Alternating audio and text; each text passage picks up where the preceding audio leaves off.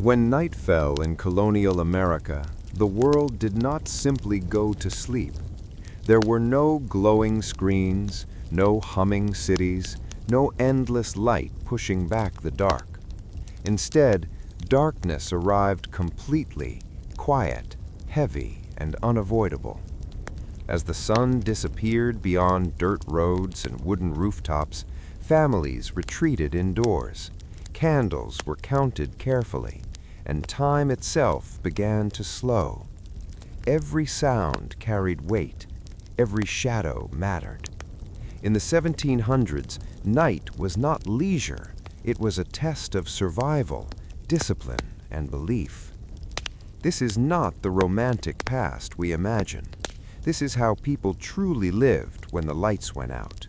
This story explores a typical night in colonial America, not through famous events or historical dates, but through ordinary human experience.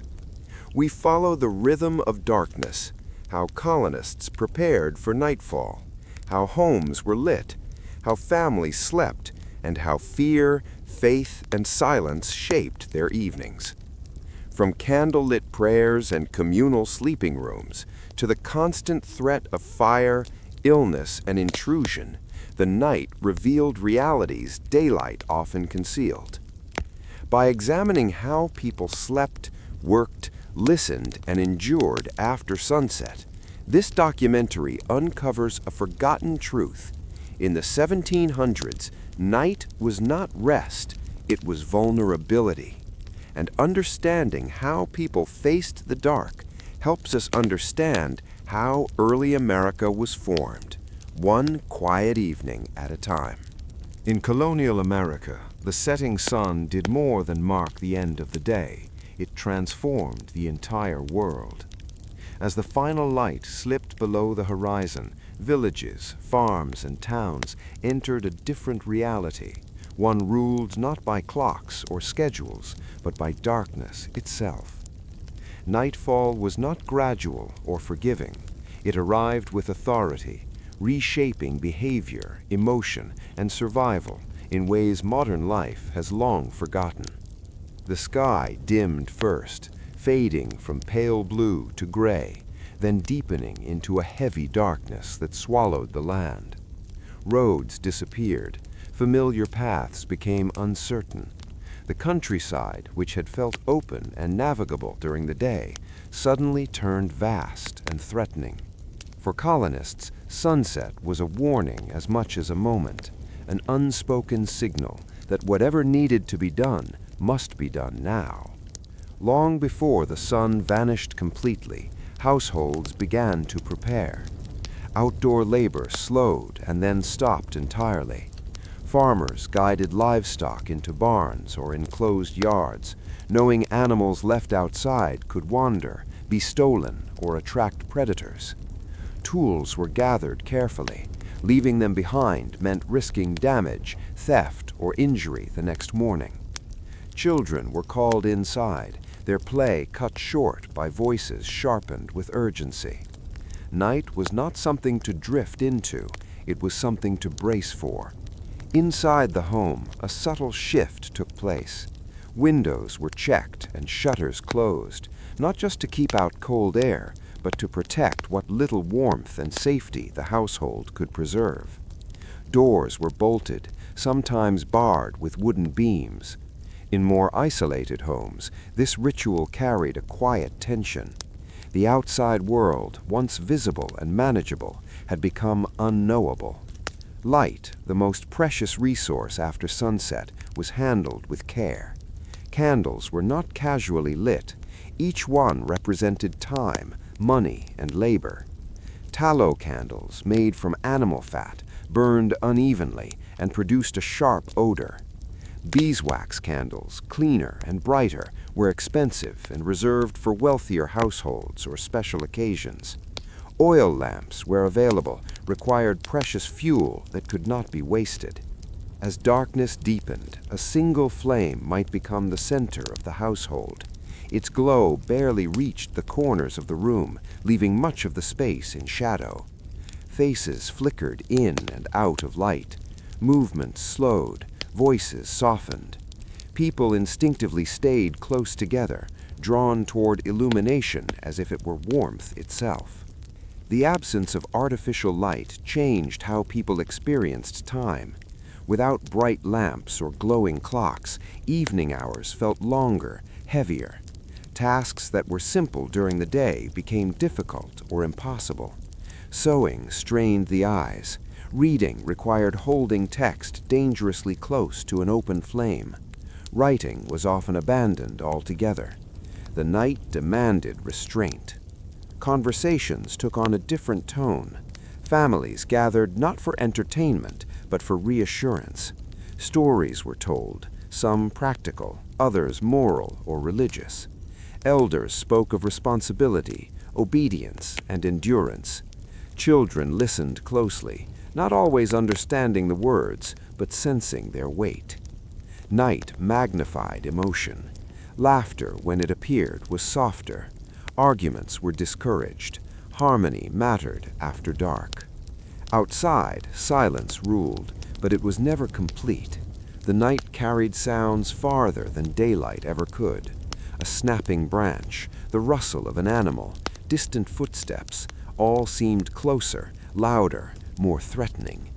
Colonists learned to listen carefully, to distinguish between harmless noise and danger. Fear was not constant, but it was always present, hovering just beneath the surface. Fire was among the greatest threats. Homes were built primarily of wood, and open flames were everywhere. Candles, hearths, oil lamps. A single careless movement could destroy an entire household.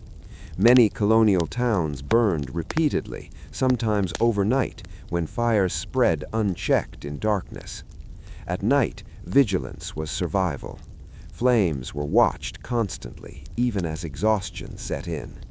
Beyond fire, there was illness. Medical knowledge was limited, and nighttime made symptoms feel worse. A cough sounded deeper. A fever felt more dangerous. Without light or professional care, families relied on prayer, home remedies, and hope. If death came, it often came quietly, under the cover of darkness. Sleep itself was different. Beds were not private spaces. Families shared sleeping areas, sometimes entire rooms, sometimes entire beds. Privacy was rare. Warmth was essential. Sleep did not arrive instantly. Many people experienced what historians later called segmented sleep, resting for a few hours, waking in the middle of the night, then sleeping again until morning. During these waking hours, people prayed, reflected, or simply listened to the silence. For enslaved people and servants, night offered no guarantee of rest. Their labor often extended beyond daylight hours.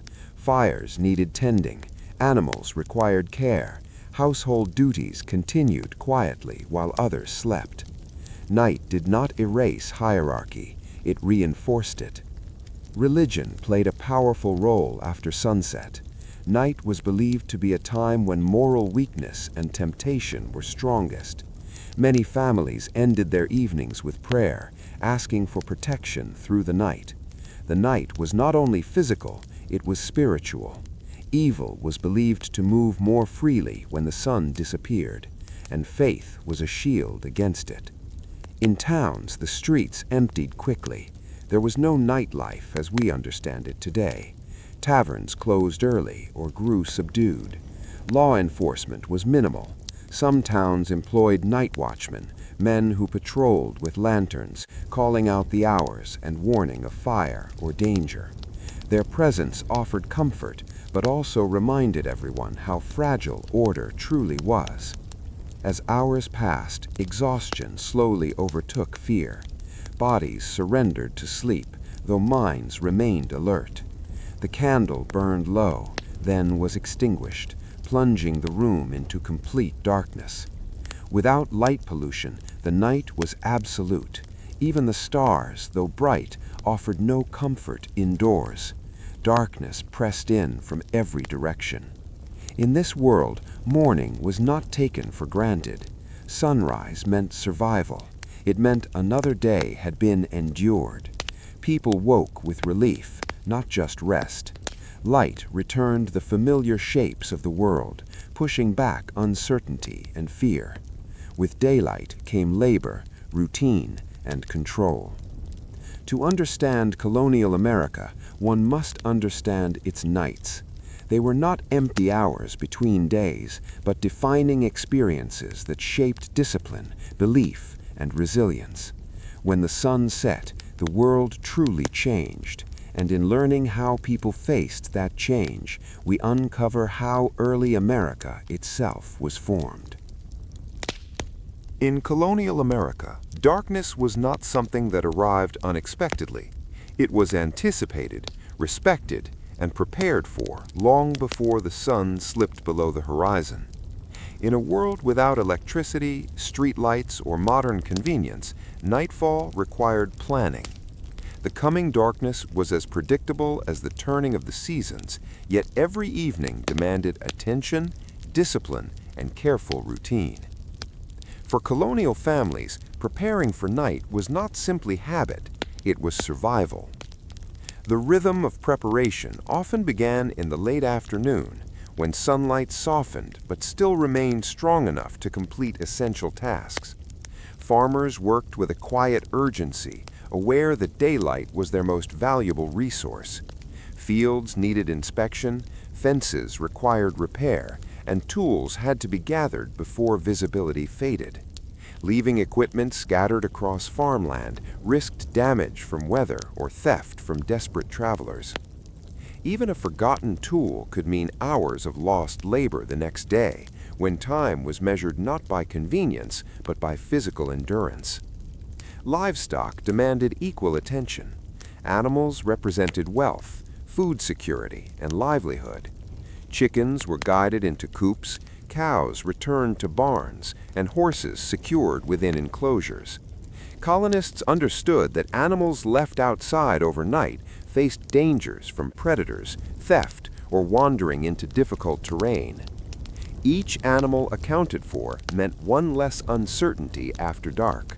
The careful closing of barn doors, the securing of latches, and the stacking of feed were rituals repeated daily, yet never performed carelessly.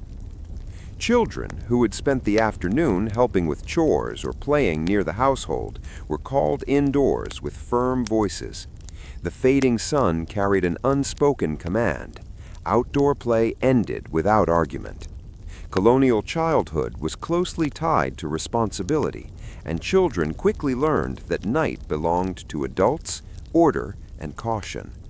As they stepped inside, they carried firewood, water buckets, or small tools, each item part of the household's preparation for the long hours ahead. Inside the home, activity intensified rather than slowed. The kitchen hearth, the center of colonial domestic life, demanded careful management. Fires could not be allowed to die completely, as restarting them required time and precious fuel. Yet flames could not burn uncontrollably either.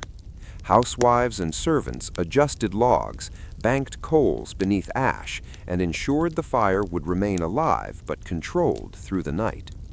This balance required experience. Too much flame risked disaster. Too little meant waking to a cold, lifeless hearth. Firewood itself was treated with the seriousness of currency. Stacks of split logs were stored near doorways or hearths, carefully protected from rain or dampness. Gathering wood during daylight was physically exhausting, and every piece carried value. Colonists often calculated their fuel supply with quiet precision, estimating how many nights it could sustain warmth and cooking. The coming winter months made these calculations even more urgent, but even in warmer seasons, wood was never wasted. Lighting required equal care. Candles were inspected before use, trimmed to ensure steady flames and longer burning time. Wick maintenance was a small but critical task. An untrimmed wick produced smoke and shortened a candle's life. Households that could afford beeswax candles reserved them for reading, religious observance, or important gatherings.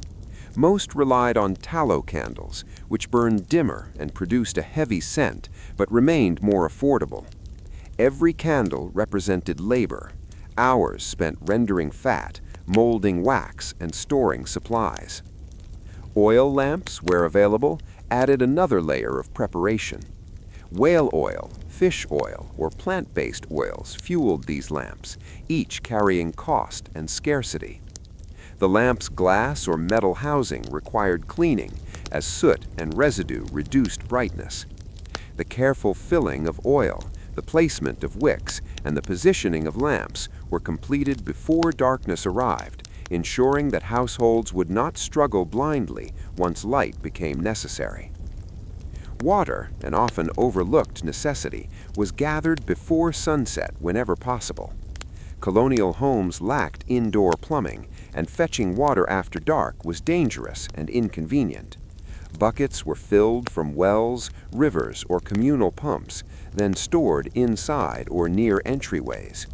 Water served multiple purposes: cooking, washing, extinguishing accidental fires, and tending to illness. Running out of water during the night forced families into darkness, exposing them to cold, injury, or worse. Food preparation also reflected the coming night. Evening meals were often cooked before darkness deepened, allowing families to eat while light remained. Simple, filling dishes dominated colonial tables: stews, breads, preserved meats and vegetables stored from harvest. Cooking after dark required more candles, increased fire risk, and demanded extra labor. The timing of meals was not merely cultural, it was practical and essential. Clothing and bedding received attention as well.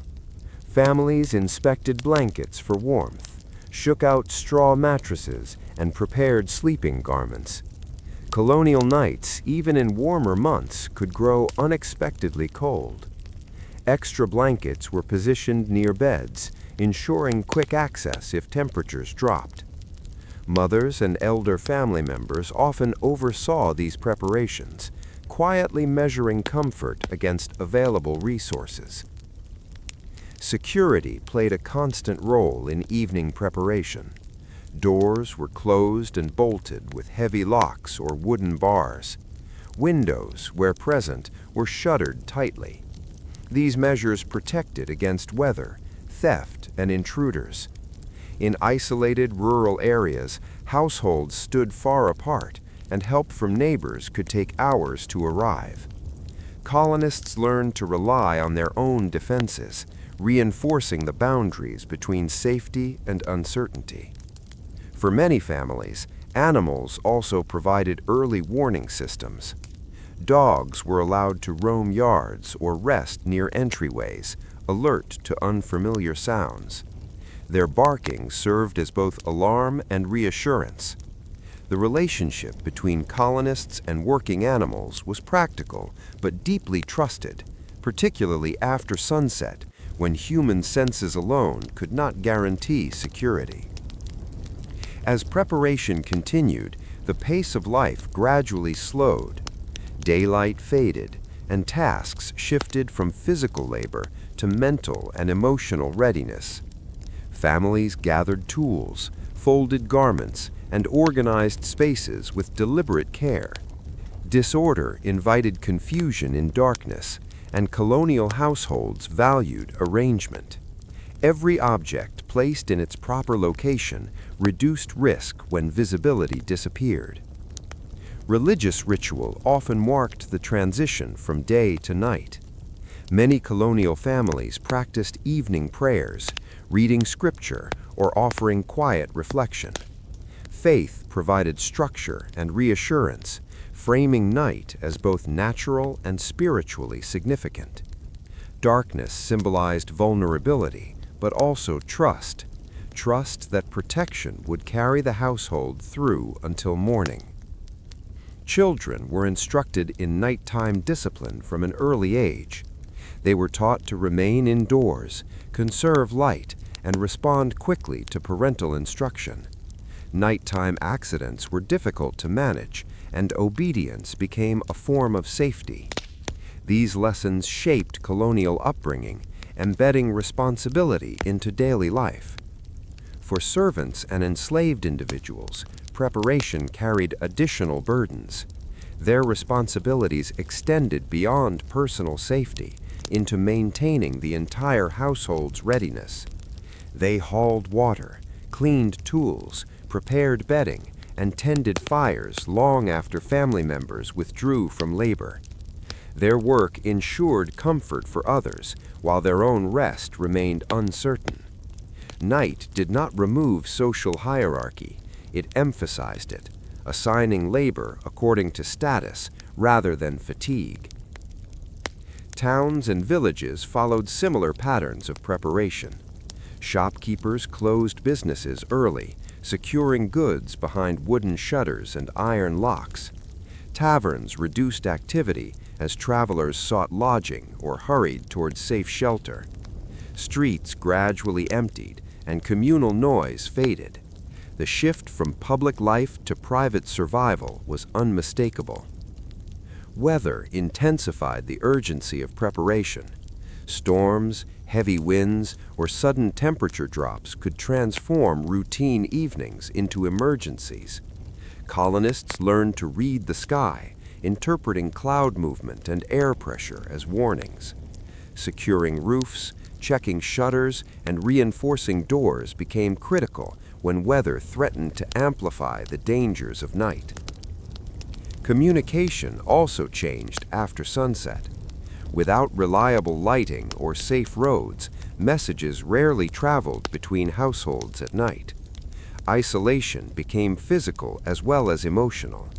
Families relied on the preparations completed before dark, knowing that assistance, if needed, would be slow or impossible to obtain. As the final light disappeared, preparation ended and endurance began. The household retreated inward, trusting the systems and routines carefully established over generations. Candles were lit sparingly, fires banked securely, doors locked firmly, and prayers spoken softly. The transformation from daylight productivity to nighttime preservation was complete. Preparing for darkness in colonial America was more than routine. It was a reflection of an entire way of life shaped by limitation, discipline, and adaptation. Every evening demanded awareness of risk, resource, and responsibility. Colonists did not simply accept the coming night, they met it with planning and respect, understanding that survival depended on how well they prepared before the world went dark. In modern life, light is immediate, abundant, and often taken for granted. Yet in colonial America, every flame, every locked door, and every gathered resource represented a quiet defiance against uncertainty. The evening preparations were not dramatic or celebrated, but they were essential. They allowed families to rest, communities to endure, and a young nation to grow within a world where darkness held undeniable power. In colonial America, homes were not merely shelters, they were fragile islands of light and warmth surrounded by an ocean of darkness. Built from timber cut by hand, shaped by simple tools, and assembled with patience and necessity, these houses reflected the realities of a world where nature dictated comfort and survival. When night fell, these wooden structures transformed into quiet fortresses, places of safety that were also vulnerable to fire, cold, and fear. Colonial homes varied widely depending on region, wealth, and culture, but most shared common features. They were constructed from wood, stone, or clay, using materials available nearby. In forested regions, timber-framed houses dominated. In areas with fewer trees, settlers used brick or wattle and daub, a mixture of mud, clay, and straw pressed between wooden supports. Roofs were often thatched or shingled with wood. These materials offered protection from rain and wind, but they also made homes susceptible to fire, rot, and decay. The interior of a colonial home was modest, practical, and crowded by modern standards. Rooms served multiple purposes.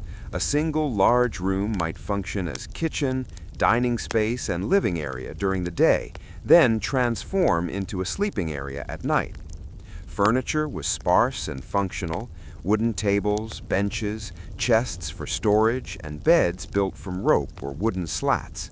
Every object had purpose. Excess decoration was rare, especially among working-class families. As daylight faded, the character of these homes changed. Shadows stretched across walls, and the soft glow of the hearth became the primary source of illumination. Without electric lighting, darkness filled every corner not touched by flame. Corners of rooms disappeared into blackness, and the boundaries of space became uncertain. Movement slowed, and people stayed close to the light, instinctively avoiding the unseen. Silence played an equally powerful role. During the day, homes were filled with sounds: conversation, cooking, children's voices, animals outside, tools striking wood or metal. At night, these sounds diminished. Work ceased, animals settled, and towns grew quiet. Inside the home, voices lowered and footsteps softened. Silence became both comfort and warning, reminding colonists how isolated they truly were. The hearth was the heart of a colonial home. More than a place to cook, it was the center of warmth, light, and social life. Large fireplaces dominated main rooms, designed to burn logs that could heat the entire space. Families gathered around the hearth in the evening, sitting on benches or stools, sharing stories, reading scripture, or mending clothing. The fire's glow cast moving shadows on wooden beams, giving the room a living, shifting character. Yet the hearth was also a danger. Sparks could escape and ignite thatched roofs, wooden floors, or nearby furniture. Chimneys could catch fire, and poorly built structures could collapse. Many colonial towns experienced devastating fires that destroyed entire neighborhoods in a single night. The same fire that provided warmth and comfort could erase a family's livelihood in moments. Walls in colonial homes were often thin and poorly insulated. Drafts seeped through cracks, and winter winds could chill rooms despite roaring fires. Families hung heavy cloths or animal skins over windows and doors to keep warmth inside. Floors were typically bare wood or packed earth, sometimes covered with woven rugs or straw. At night, cold air settled near the floor, making sleeping arrangements closer to the hearth more desirable. Windows were small and precious. Glass was expensive, and many early homes used oiled paper or cloth to cover window openings. Even where glass existed, panes were small and uneven, letting in limited light during the day and almost none at night. Shutters were closed after sunset, plunging rooms into deeper darkness, but offering protection from wind and unwanted attention. Privacy was limited. Walls were thin and doors rarely locked securely.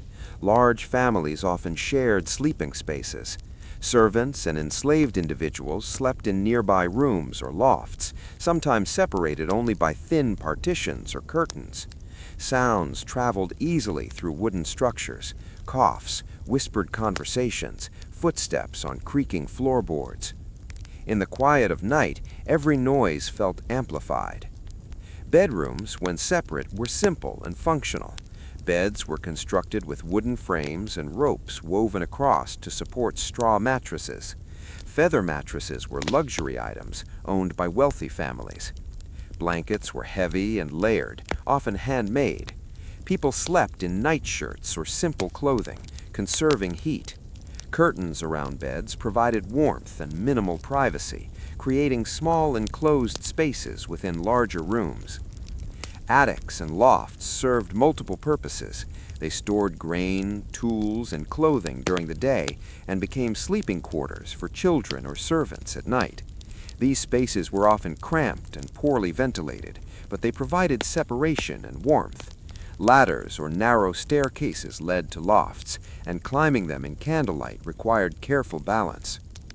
Basements or cellars stored food, preserved vegetables, salted meat, and barrels of cider or beer.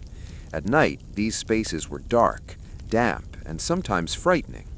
Children avoided cellars after sunset, believing in superstitions about spirits or animals lurking in the shadows. Adults approached them cautiously, carrying lanterns or candles, aware of the dangers of tripping, falling, or encountering pests. The architecture of colonial homes reflected practical needs rather than aesthetic ideals. Roof lines were steep to shed snow and rain. Chimneys were central to distribute heat. Small windows reduced heat loss. Thick beams supported heavy roofs. These design choices shaped how night was experienced, how light spread, how sound traveled, how heat gathered, and how shadows formed. Silence in these homes was rarely complete. Wood expanded and contracted with temperature changes, producing creaks and pops. Wind rattled shutters. Animals scratched beneath floors or in walls. Outside, distant howls of wolves, barking dogs, or rustling trees penetrated the quiet. Colonists learned to interpret these sounds, distinguishing between normal night noises and genuine threats. Fear often accompanied silence. With limited law enforcement and sparse populations, colonists were vulnerable to theft, violence, and conflict. While attacks were not constant, the possibility existed. Homes lacked alarms or locks beyond simple bars and latches. At night, families relied on awareness. Dogs were community vigilance for protection. The quiet after dark could feel both peaceful and ominous. Yet homes also offered comfort. After long days of labor, the interior space provided warmth, familiarity, and a sense of belonging. Families gathered close, sharing stories passed through generations. Elders recounted journeys across the Atlantic, hardships of settlement, and lessons learned from the land. These stories reinforced identity and resilience, reminding listeners that survival depended on cooperation and endurance. Religion was deeply integrated into home life.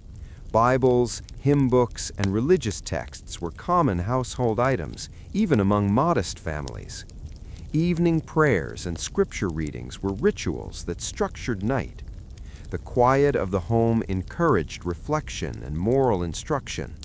Parents taught children about obedience, humility, and faith, reinforcing social norms through storytelling and prayer.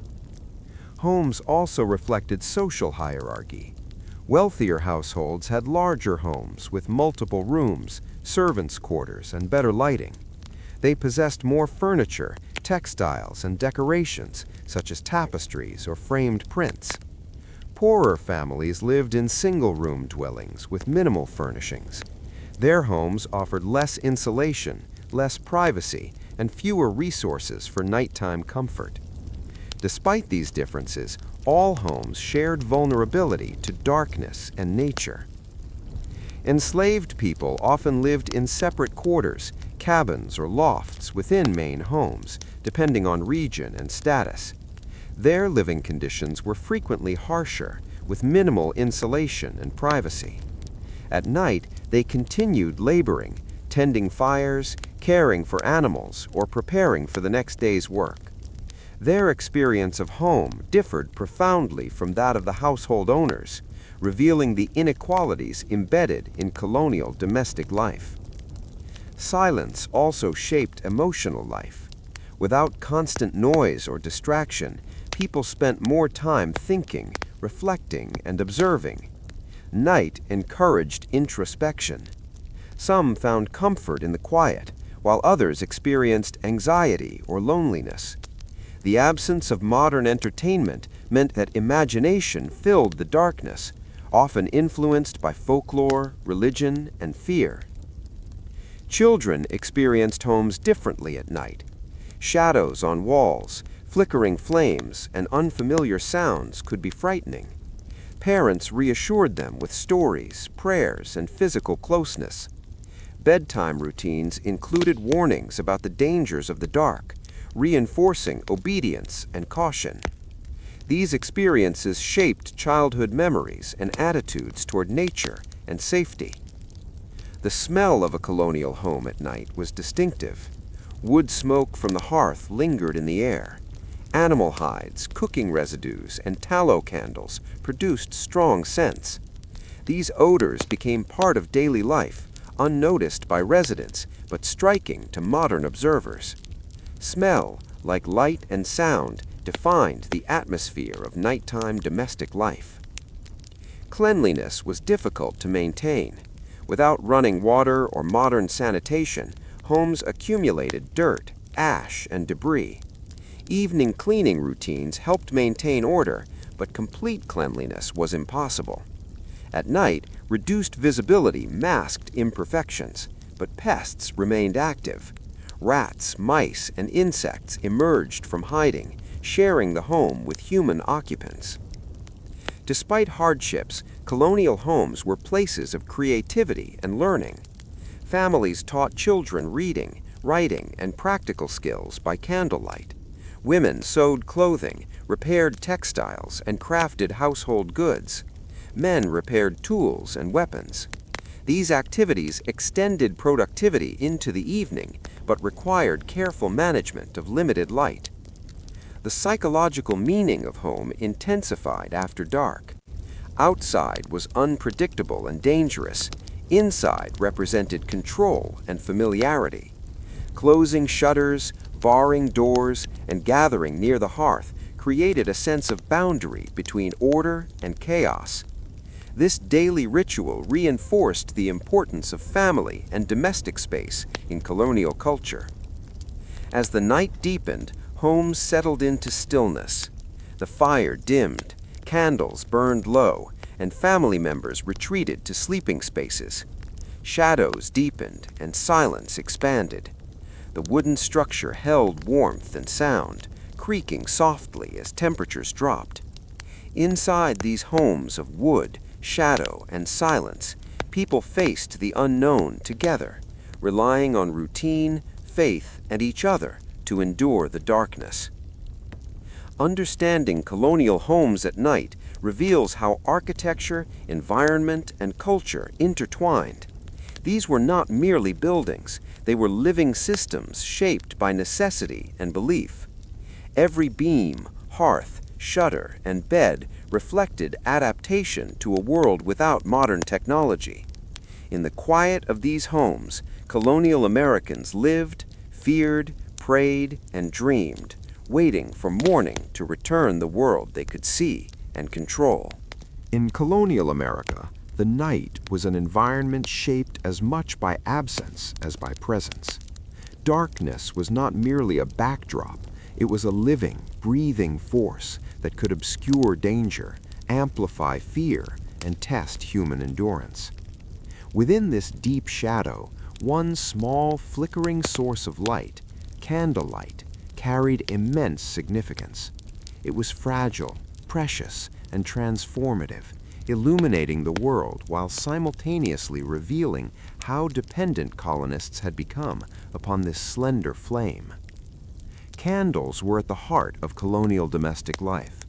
Most households made their own, crafting them from tallow rendered from animals slaughtered for food, or, when affordable, from beeswax. Tallow candles were inexpensive, but emitted an unpleasant odor, sometimes attracting insects or animals. Beeswax burned cleanly and more brightly, but few families could afford such luxury. These small cylinders of wax were, in effect, lifelines.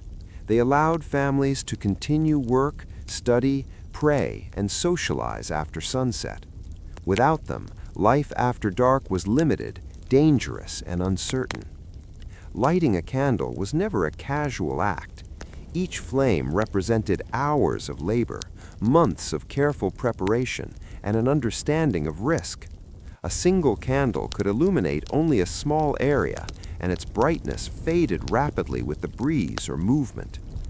Children were taught from an early age how to handle flames with respect, learning that carelessness could destroy homes, property, or even life itself. Lighting a candle was a ritual of responsibility as much as of necessity. The fragile light of a candle shaped movement and behavior within the home. Activities were concentrated near its glow. Sewing, reading, writing, and mending were all performed in the radius of light, while shadows dominated the periphery. The flame dictated proximity, forcing families to gather together, not merely for warmth, but for visibility.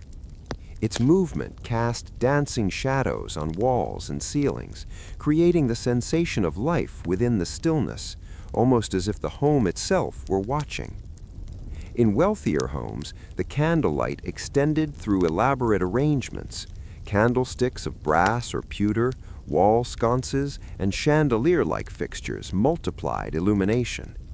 The reflection of flames against polished surfaces increased brightness, allowing a single candle to serve multiple people. Mirrors were rare and expensive, but even small reflective surfaces enhanced the fragile glow. In modest homes, a solitary candle sufficed to light a kitchen table, a workbench, or a prayer nook, while the rest of the room dissolved into darkness. Despite its utility, candlelight was inherently unpredictable. A sudden draft from an open door or window could snuff out the flame. Wick trimming required care and experience. An improperly trimmed wick smoked excessively or flickered erratically. Even the best-made candle could burn unevenly, leaving portions of the room in shadow and amplifying the sense of uncertainty. Colonists learned to adapt, arranging spaces so that critical tasks were performed closest to the light. The way people experienced time was intimately tied to candlelight. Without bright, consistent illumination, evening hours felt elongated. Tasks took longer, and periods of inactivity stretched. Families planned their schedules around how many candles they possessed and how long they could safely burn them. A limited number of candles constrained work and leisure alike, enforcing a natural rhythm dictated by resource scarcity rather than desire or habit. Candlelight also framed social interaction.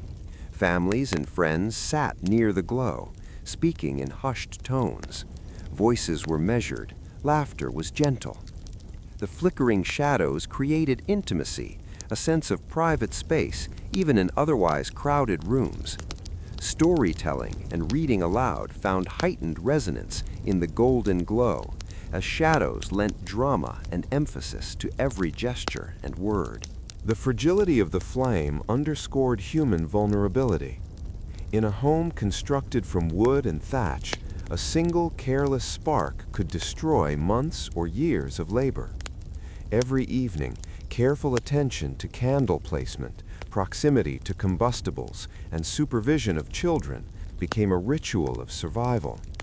A small lapse in vigilance could ignite a disaster, reminding all inhabitants of the delicate balance between life and destruction. Beyond practical purposes, candlelight carried symbolic and spiritual weight. Light represented safety, order, and moral guidance. In an era when darkness was associated with uncertainty, evil, or misfortune, the candle's glow was a protective charm against the unknown.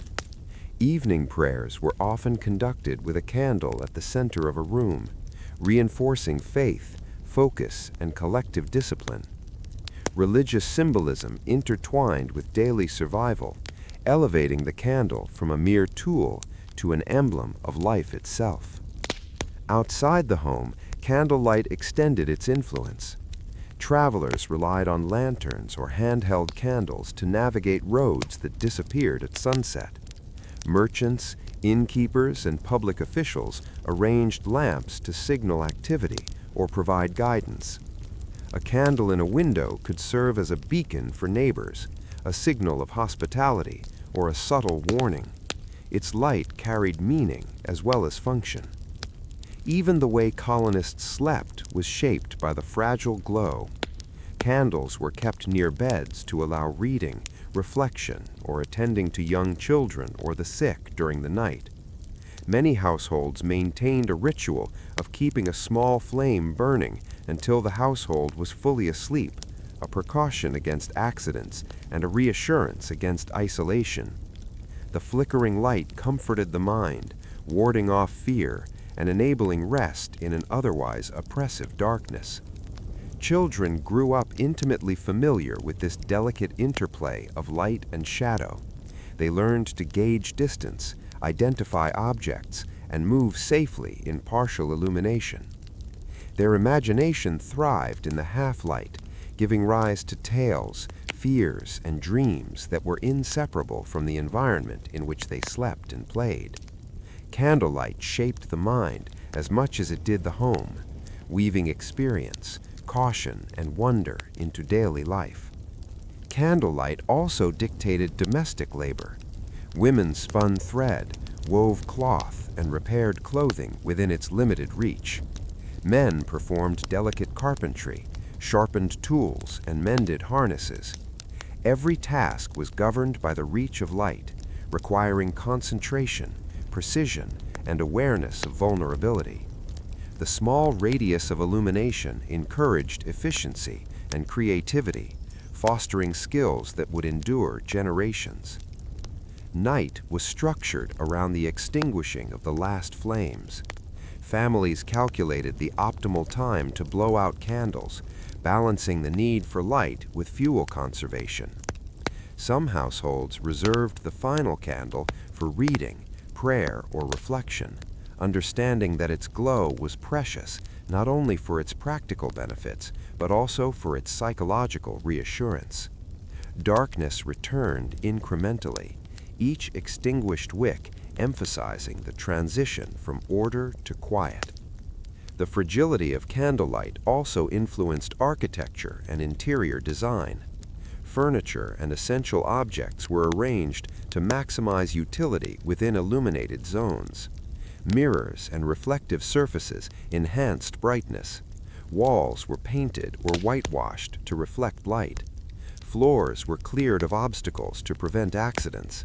The layout of the home itself became a response to the limitations of illumination, demonstrating a unique interplay between human ingenuity and environmental constraint. Candlelight shaped emotional life as much as practical life. The flickering shadows encouraged reflection, conversation, and intimacy. Families experienced closeness and connection in the small pools of light, while simultaneously remaining acutely aware of the encompassing darkness. The contrast heightened senses, emphasized relationships, and instilled a rhythm to evening existence. Even communal spaces relied on candlelight to function. Taverns, inns, and meeting houses arranged lamps to extend productive hours and facilitate social interaction. Streets were mostly dark, yet clusters of light indicated human presence. Those traveling at night learned to respect illuminated zones as safe passage, while shadow signaled caution. The glow of a candle, while fragile, was central to the rhythm of colonial life. Its reach defined how, where, and when tasks were performed. Its limitations encouraged cooperation and forethought. Its presence comforted and empowered, even as it reminded inhabitants of vulnerability. Candlelight was not merely illumination, it was an agent that shaped domestic life, culture, and imagination. By the end of the evening, when flames burned low and shadows dominated, colonists understood the temporary nature of their light. They knew that dawn would return order and visibility, but until then, they depended on their skill, vigilance, and the gentle flickering glow of candlelight to navigate the fragile boundary between darkness and survival. As darkness deepened over colonial America, the household transformed from a space of labor and activity into a sphere of reflection, intimacy, and ritual. The sun had disappeared behind the horizon, leaving only faint twilight before the arrival of night's full weight. Within homes, families adapted to the encroaching darkness, gathering in small circles of candlelight or hearth glow, where warmth, conversation, and shared routines provided the structure and comfort that the outside world no longer offered. Evenings were defined first by the practical necessity of gathering everyone together. Children were summoned from the fields, farms, and outdoor play into the sheltering walls of home. Women completed the last of their chores, washing dishes, mending clothing, preparing simple refreshments for those still active. Men returned from labor-intensive days in fields, workshops, or journeys into town, and together the family convened near the hearth, which served as the center of domestic life. Here, warmth, light, and human presence converged. The hearth itself dictated the spatial arrangement.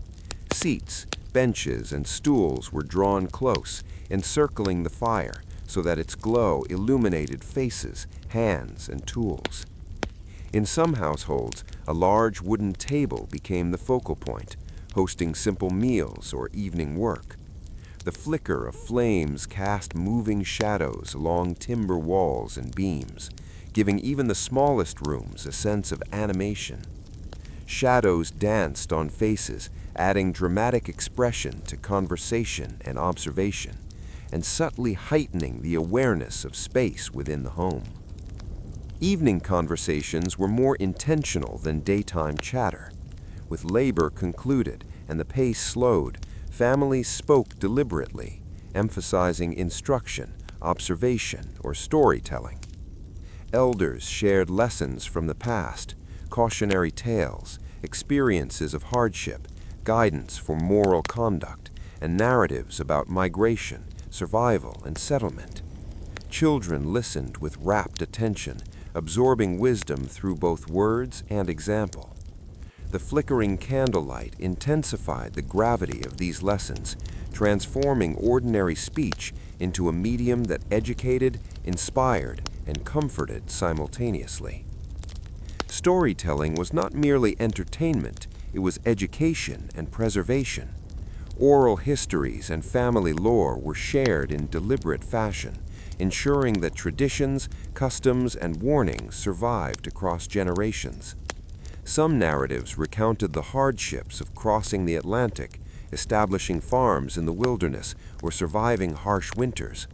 Others described encounters with Native American tribes, travelers from distant colonies, or neighbors whose choices carried moral lessons. Even simple tales of work, folly, or humorous accidents carried significance. They reinforced social norms and offered guidance on appropriate behavior. Reading aloud was another key aspect of evening life, particularly in households with access to books. Religious texts were central. The Bible, hymnals, and catechisms were commonly read or recited. Families gathered in the warm circle of candlelight to hear scripture, pray together, or sing hymns. Reading reinforced literacy while also offering moral and spiritual guidance.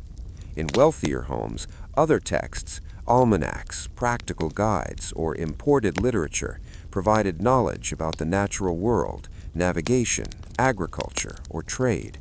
Reading aloud fostered collective engagement, ensuring that even those unable to read for themselves participated in the evening's learning. Children played a subtle yet important role in evening gatherings. While older family members worked, prepared meals, or engaged in conversation, younger children listened, observed, or assisted with minor tasks. Games were occasionally invented in candlelight, quiet activities that did not risk knocking over flames or causing accidents. Play reinforced familial bonds and allowed children to explore social rules and imaginative narratives safely. Evening play was disciplined, constrained by both light and necessity, yet it contributed to childhood development and emotional resilience. Meals, when part of the evening routine, were often modest but meaningful. Families shared simple dishes, stews, breads, vegetables, and salted meats prepared earlier in the day. Food reinforced family unity. Everyone participated in distribution and consumption. The communal act of eating together in candlelight fostered intimacy, discipline, and a sense of shared responsibility. Conversation during meals was muted but deliberate, allowing for instruction, storytelling, or the reinforcement of behavioral norms. Work continued in subtle ways even after labor-intensive tasks ceased.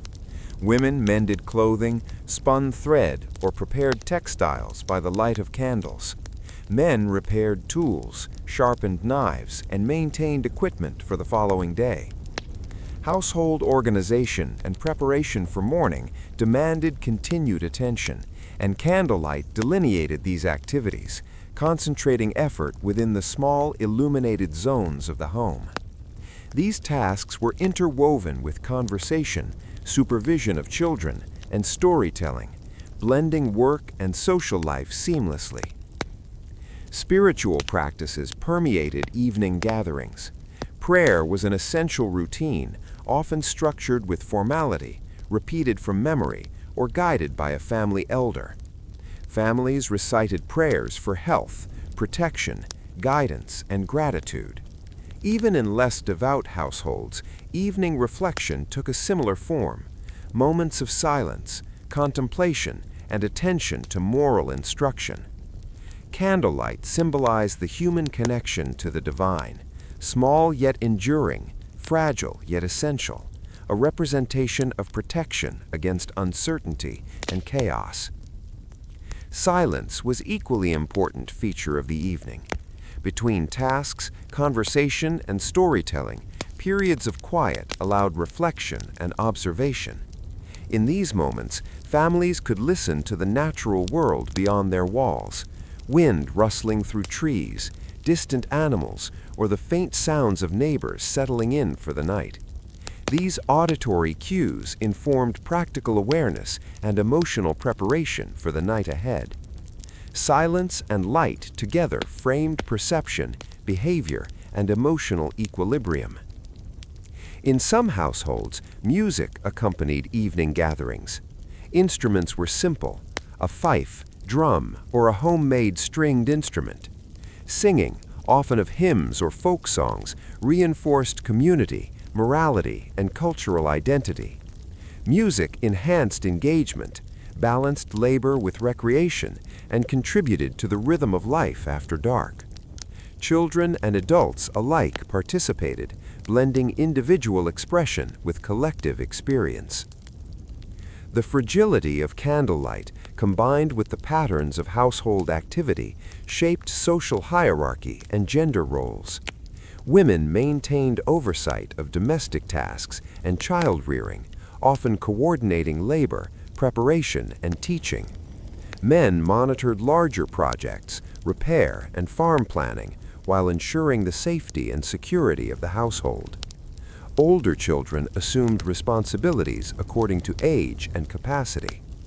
Everyone contributed, but candlelight constrained activity to essential, disciplined, and supervised actions. Evening gatherings were structured to prepare for eventual sleep.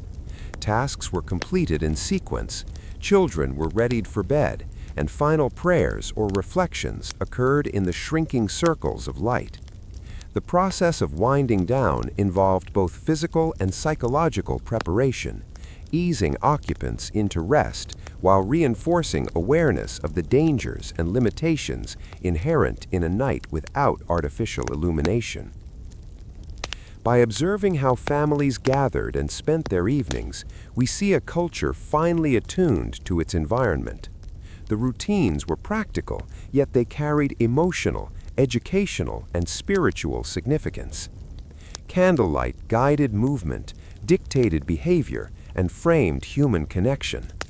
Storytelling, prayer, work, and play were integrated seamlessly, creating an ordered and meaningful rhythm to domestic life. Even within the fragility of light and the uncertainty of darkness, colonial families cultivated resilience, intimacy, and cultural continuity. Ultimately, evening gatherings defined the household as much as architecture or physical labor. They created continuity across generations, transmitted knowledge, and reinforced identity. The simple act of gathering in candlelight, performing tasks, telling stories, and observing ritual reflected a profound human adaptability. colonists understood that the evening was both a challenge and an opportunity, a chance to strengthen family bonds, maintain order, and prepare for the uncertainties of night. Through these carefully observed routines, one realizes that the colonial evening was not merely a passage of time, but a crucible in which family, culture, and survival were forged. The glow of candlelight illuminated more than walls and faces. It illuminated the human capacity for creativity, discipline, and endurance, offering insight into the lived experience of a world shaped by darkness, necessity, and shared endeavor. In colonial America, the moment families retreated to their sleeping spaces, night brought both relief and vulnerability. Darkness cloaked the land, but within homes, the experience of sleep was far from private or solitary. Unlike modern bedrooms with insulated walls, individual mattresses, and personal space, colonial sleeping arrangements were communal, intimate, and deeply intertwined with household structure, labor, and survival. To understand sleep in the 1700s is to understand how daily life, culture, and environment shaped even the most personal aspects of human experience. Most colonial homes were small, often consisting of a single large room or two modest chambers. This meant that families shared sleeping quarters, with children, adults, and sometimes extended relatives lying in the same space. Beds were typically narrow, constructed of wooden frames with woven rope supports filled with straw, hay, or feathers where available. Wealthier families might possess feather-stuffed mattresses and linens, while the majority made do with more austere arrangements. Blankets and quilts, often handmade from patchwork, provided warmth, but space was at a premium, and beds were sometimes shared by more than one person. The spatial intimacy of shared sleeping arrangements created a rhythm of togetherness that extended beyond mere physical necessity. Parents could monitor children more easily, teach moral lessons, and impart practical instructions for safety in the dark. Children learned from observation as much as instruction, seeing the behavior of elders, the handling of light, and the rituals of protection against fire, cold, and intruders. Yet this intimacy also meant that privacy was minimal. Whispered conversations, movements, and even bodily functions were visible or audible to the entire household. Sleep was a collective experience rather than an individual retreat. Seasonal changes shaped these arrangements profoundly. In winter, long nights demanded closeness to conserve warmth. Families layered blankets, shared body heat, and positioned beds near the hearth. Infants often slept in the same bed as their parents, a practice that offered comfort, supervision, and protection from drafts. Children might share beds with siblings, while older relatives or extended family occupied corners or lofts above the main living space. In summer, when heat and insects made crowds uncomfortable, sleeping arrangements adjusted accordingly. Lighter bedding, open windows with shutters, and occasional outdoor sleep for those with the means or inclination. Despite the intimacy, the household hierarchy remained evident even in sleep. Adults occupied more favorable spaces, closer to the hearth or walls that shielded against drafts, while children, servants, and enslaved people were relegated to lofts, floor mats, or separate quarters if available.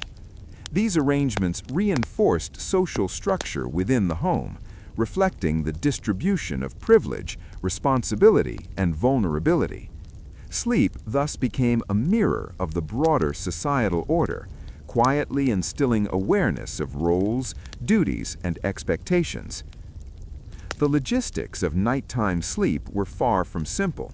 Beds needed to be constructed and maintained, bedding fluffed, and blankets arranged. Hearth fires required monitoring, ensuring that warmth persisted throughout the night. Candles and oil lamps, if in use, demanded careful placement to provide enough light for those attending to the children, the sick, or household duties, while minimizing fire risk. Even these precautions could not fully alleviate the inherent dangers of wooden homes filled with combustible materials. Vigilance, rather than abandonment, characterized colonial sleep. Children's experiences of nighttime were both instructive and formative. They learned to navigate shadows, distinguish ordinary sounds from danger, and endure discomfort.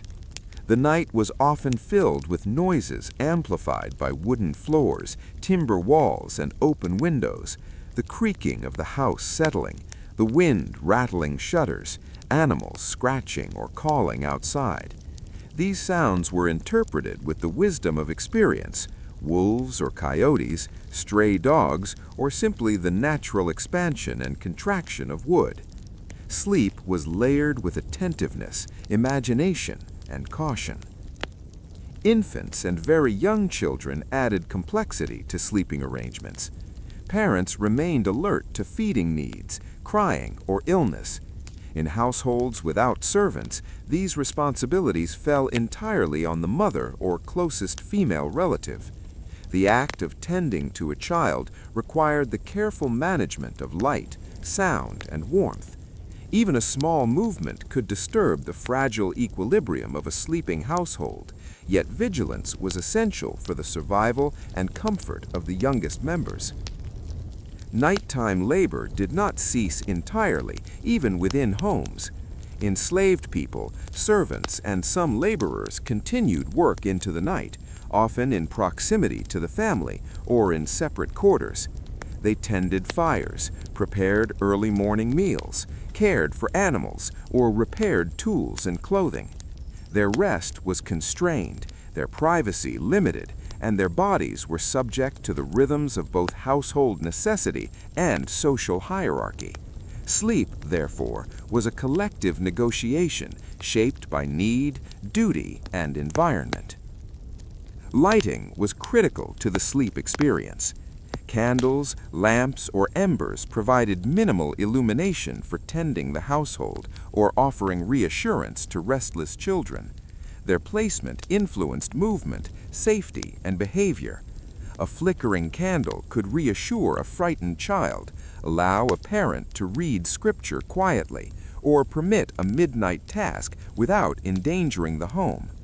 Yet this light was fragile, easily extinguished by draft or accident, and required constant attention. Colonists learned to ration and protect their light, extending its utility while acknowledging its limitations. Health considerations were inseparable from sleep practices. Drafts, cold floors, and insufficient bedding could exacerbate illness or fatigue. Proximity to the hearth reduced exposure to cold, but sometimes introduced smoke inhalation or fire risk. Air quality, temperature, and cleanliness were balanced against limited resources, reflecting both ingenuity and the harsh realities of colonial life. Even in rest, bodies were attuned to the environment, responding to hazards, discomfort, and opportunity with equal instinct. Superstition and belief also permeated the night. Darkness was associated with spiritual vulnerability, and sleep carried both fear and ritual. Some families left doors slightly open or placed objects near beds to ward off evil spirits.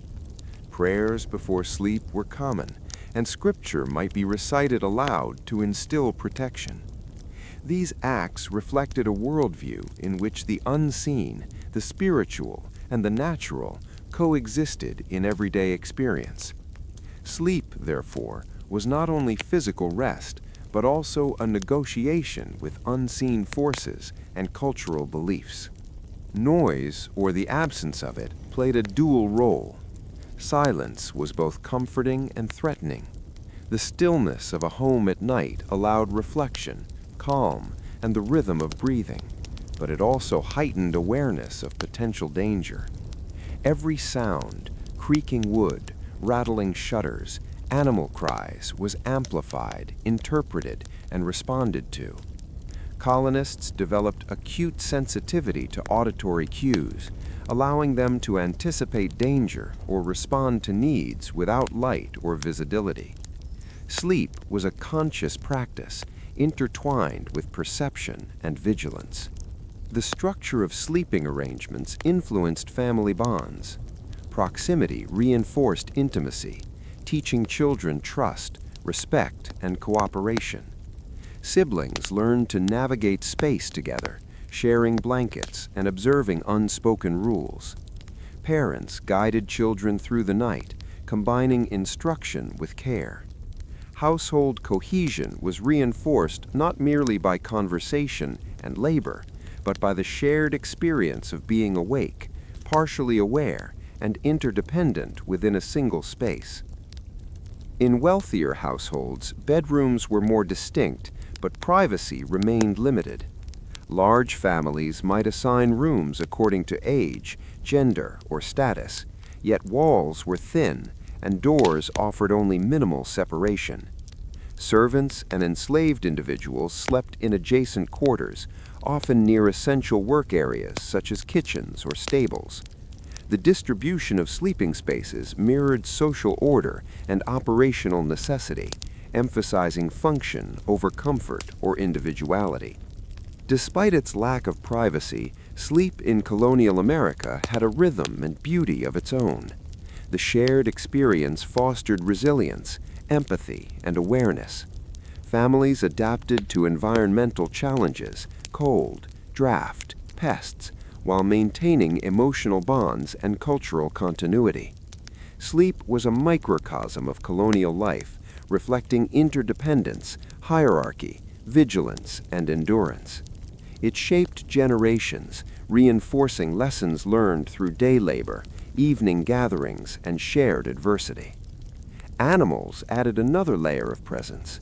Dogs, cats, chickens, and even livestock in lofts or adjoining spaces contributed warmth, comfort, and subtle noise.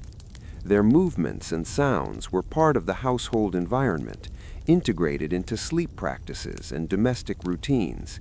They served as both companions and sentinels, alerting humans to potential danger or intrusion. The experience of waking in the night was common. Colonists often practiced segmented sleep, an initial period of slumber, followed by wakefulness and then a return to rest. During this time, families might pray, tend fires, attend to infants, or quietly complete tasks. Segmented sleep reflected both environmental realities and cultural adaptation, allowing people to manage light, warmth, and vigilance effectively across long hours of darkness. Sleep was also influenced by seasonal factors. In winter, the cold required layering, clustering near heat sources, and adjusting schedules for warmth. In summer, heat, insects, and humidity affected bedding arrangements, open windows, and ventilation. Colonists continually adapted to environmental constraints, combining empirical observation with inherited wisdom to maintain survival, comfort, and routine. Ultimately, sleep in colonial America was a collective endeavor.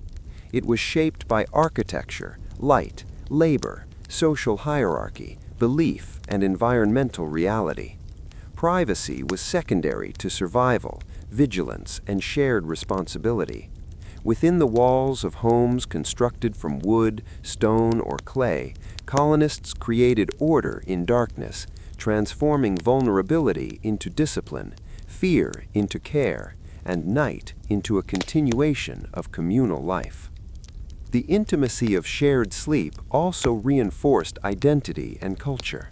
Through the nightly rhythms of waking, resting, tending, and caring, families transmitted knowledge, values, and resilience. Every creaking floorboard, whispered instruction, flickering candle, and shared blanket contributed to a living tradition, embedding survival, morality, and connection into the very fabric of domestic life. In understanding colonial sleep, one recognizes that privacy was a luxury, rarely afforded, and largely unnecessary. Instead, the household functioned as an interdependent system, balancing warmth, safety, vigilance, and emotional life. The lessons learned in these shared hours, responsibility, cooperation, and attentiveness permeated daily life, ensuring that individuals and families endured both darkness and the challenges of a world without modern conveniences. Sleep, therefore, was never merely a cessation of activity. It was a structured, communal, and vital practice. It was at once restorative, instructive, and protective. In the shadows of colonial homes, colonists learned that the body, mind, and spirit were inseparable from environment, community, and culture.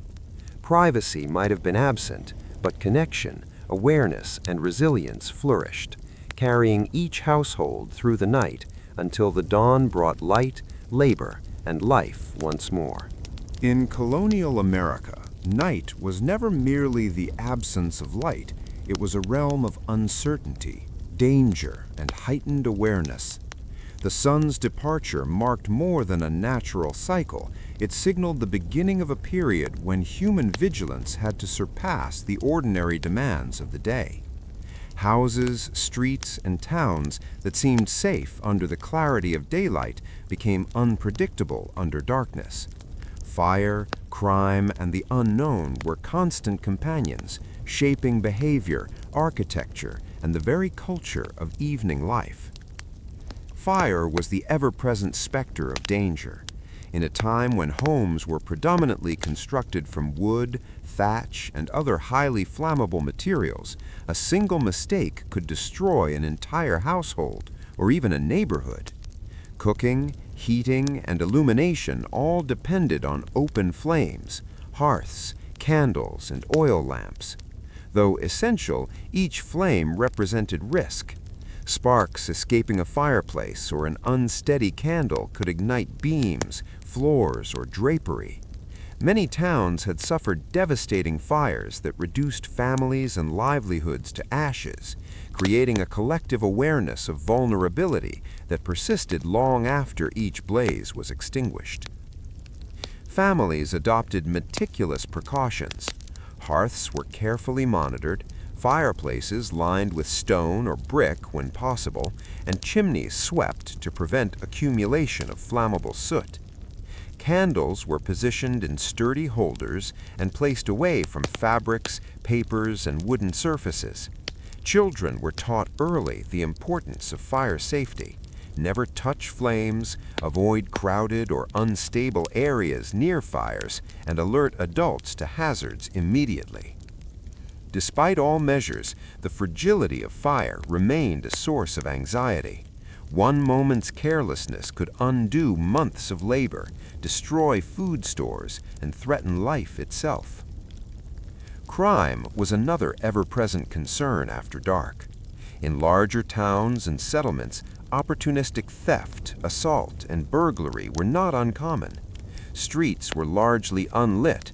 Moonlight alone provided illumination for those brave or desperate enough to travel at night. Residents relied on community vigilance, guard rotations in wealthier households, and sometimes the presence of dogs to warn of intruders. Even in rural areas, threats existed. Bandits, runaway slaves, or solitary criminals might exploit the darkness to move undetected. Houses, therefore, were fortified as much as possible. Doors and shutters were reinforced, windows secured, and families often kept weapons, muskets, knives, or farm tools within reach. The very layout of towns reflected the pervasive concern with safety. Narrow, winding streets limited line of sight, but also allowed neighbors to monitor movement. Watchmen in some settlements patrolled after dark, calling out warnings or assisting those in danger. Inns, taverns, and public houses often had lanterns or fire pits outside to indicate a measure of safety and activity. The interplay of light, architecture, and human vigilance created an uneasy equilibrium, one that balanced openness and accessibility with protection and concealment. Yet fear after dark extended beyond tangible threats. Superstition, folklore, and religious belief imbued the night with unseen dangers. Darkness was associated with spirits, demons, and malevolent forces. Parents warned children of what might lurk in the shadows, creatures of imagination, restless spirits, or symbolic representations of misbehavior and moral transgression. These tales served both as cautionary tools and cultural reinforcement, ensuring obedience, attentiveness, and respect for the unknown. The unknown, in this sense, was not merely abstract, it was an active participant in the colonial perception of night. Isolation intensified fear. In sparsely populated rural areas, households might be miles from neighbors. The absence of distant lights heightened anxiety, and sounds, an owl's call, wind through trees, or the distant howl of a wolf were magnified by imagination. Communities relied on shared practices to mitigate these risks, traveling in groups, carrying lanterns, maintaining vigilance over windows and doors, and instructing children in the sounds of danger. Even routine night labor, feeding animals, tending fires, or drawing water, required careful attention, combining necessity with vigilance against unseen threats. Houses themselves were both shields and sources of anxiety. Their wooden beams and floors expanded and contracted with temperature changes, producing creaks and groans that could be misinterpreted. Windows rattled in wind, shutters banged, and the flicker of candlelight exaggerated every shadow. These ambient noises, combined with limited vision, amplified the perception of risk. Fear became intertwined with sensory experience. Every flicker, sound, or movement demanded interpretation, and misreading a signal could provoke panic or misjudgment. The physical design of homes reflected the preoccupation with risk management. Windows were small, doors reinforced, and furniture arranged to minimize accidental fires. Some wealthier households installed multiple exits for emergency evacuation. Lofts, cellars, and upper rooms allowed separation of family members, livestock, or valuables, reducing vulnerability in case of fire or intrusion. Even in modest homes, careful attention to layout enhanced safety, revealing a sophisticated understanding of how structure could mitigate threat. Community rituals also addressed nocturnal fear. Bells, horns, or shouted warnings were used to signal fire, intrusion, or other emergencies. Neighbors might convene quickly, assisting each other in extinguishing flames, securing property, or confronting threats. Informal networks of alertness and protection created social cohesion while addressing the practical necessity of survival. Night was simultaneously communal and isolating, requiring both individual preparation and collective awareness. Religion played a profound role in mediating the fear of night. Evening prayers, scripture readings, and devotional routines were performed before sleeping. Families invoked protection from God against fire, thieves, spirits, and misfortune. Candles on altars or windowsills were not merely for illumination, they were symbols of vigilance, faith, and divine oversight. Spiritual practice transformed fear into structured ritual, offering psychological comfort and reinforcing moral and cultural norms. Children's experiences of fear after dark were both instructional and formative.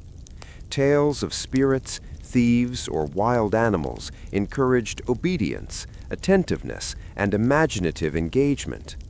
Children were trained to recognize real danger, fire, stray animals, or strangers, while also internalizing the cultural narrative of night as a space requiring discipline, caution, and respect. Their sleep, play, and movement were bounded by these lessons, blending survival, morality, and folklore. Animals served dual roles in this nocturnal environment. Dogs provided warnings and protection, alerting households to strangers or predators. Cats deterred pests that might compromise food stores. Livestock and barn animals required ongoing care, often necessitating human activity into the night. Their presence offered both practical assistance and sensory input, alerting families to environmental hazards or threats beyond the home. The night, therefore, was a multi-species collaboration in vigilance, care, and survival. The psychological impact of fear after dark shaped behavior throughout the evening and into sleep. Colonists developed acute awareness, constantly monitoring sounds, shadows, and flickering light. Vigilance was maintained not through paranoia, but through disciplined observation, practice, and adaptation. People learned to differentiate between ordinary house creaks and real danger, between harmless wildlife and predators, between natural darkness and human threat. Sleep was neither deep nor undisturbed. It was segmented, alert, and responsive. Seasonal variations amplified nocturnal risk. Winter brought longer nights, increased fire risk from prolonged hearth use, and greater exposure to cold. Summer introduced insects, humidity, and the opportunity for nighttime intruders to exploit open windows or unmonitored areas. Each season demanded adjustments in behavior, resource management, and household structure. Fear was never static. It shifted with the environment, requiring flexible strategies and constant attention. The fragility of life in the dark fostered communal cooperation. Families reinforced vigilance, shared strategies, and transmitted knowledge across generations. Stories of fires, thefts, and mere escapes were recounted to educate and caution. Local governance, when present, complemented these informal practices with curfews, watchmen, and patrols. Fear, rather than paralyzing, became a mechanism for organizing domestic life, social cohesion, and survival tactics. Even leisure and reflection were shaped by the omnipresence of risk. Activities like storytelling, reading, or quiet conversation were performed with awareness of potential danger. Candlelight, while comforting, was recognized as insufficient protection, requiring careful behavior, attentiveness, and discipline.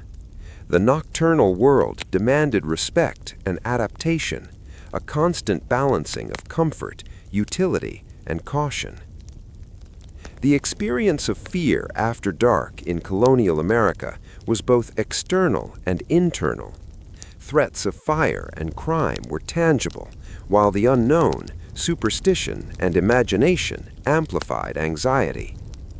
Colonists developed strategies to manage both: architecture, communal vigilance, spiritual practice, structured routines, and attentive observation. Darkness shaped perception, action, and culture, embedding survival strategies into daily life and intergenerational knowledge. By understanding how colonists confronted the dangers of night, one sees the interplay of environment, architecture, social order, and culture. Fear was an agent that guided behavior, reinforced hierarchy, and demanded cooperation. It was experienced collectively and individually, shaping the rhythms of labor, leisure, and sleep. Every precaution, door bars, hearth care, candle placement, guard rotations, was a response to tangible and imagined threats, blending practicality with cultural understanding. Night was simultaneously a space of vulnerability and resilience. Families, communities, and individuals negotiated constant risk through vigilance, structure, and ritual. Fire could destroy, crime could intrude, and the unknown could terrify. But preparation, awareness, and social cohesion mitigated these dangers. Fear, rather than being merely paralyzing, became a framework through which colonial Americans navigated the darkness, maintained control, and reinforced the lessons of survival. In conclusion, the fear after dark was a defining element of colonial life. It shaped architecture, domestic routine, social hierarchy, spiritual practice, and cultural narrative. It taught caution, responsibility, and awareness. It bound families and communities together, embedding lessons of vigilance, adaptation, and resilience. Fire, crime, and the unknown were not merely obstacles, they were instruments through which colonial Americans learned to live thoughtfully, act deliberately, and endure the night. In colonial America, the night was more than a temporal phase. It was a canvas upon which the spiritual, moral, and cultural imagination of the time was vividly projected. Darkness was both feared and revered, a liminal space where physical vulnerability intersected with religious reflection, moral teaching, and belief in forces beyond human comprehension. Understanding colonial nighttime requires a close examination of how faith, superstition, and cultural norms shaped perception, behavior, and communal life when the sun disappeared from the sky. The pervasive influence of religion on daily life was evident in how families approached the night. In Puritan and other Protestant households, the hours after sunset were framed as moments for prayer, contemplation, and moral reflection. Candles and hearth fires were not merely practical, they were imbued with spiritual significance. A flickering flame symbolized divine light piercing the darkness, a tangible representation of God's guidance, protection, and vigilance. To extinguish a candle carelessly was not just an act of negligence, it risked disrupting this symbolic assurance, leaving both household and soul vulnerable. Evening prayers were a ritualized practice. Families would gather near the hearth or a designated altar, reciting scripture, offering thanks, and seeking protection for the hours ahead. Parents guided children in these practices, teaching memorized passages, moral interpretations, and lessons of obedience and piety.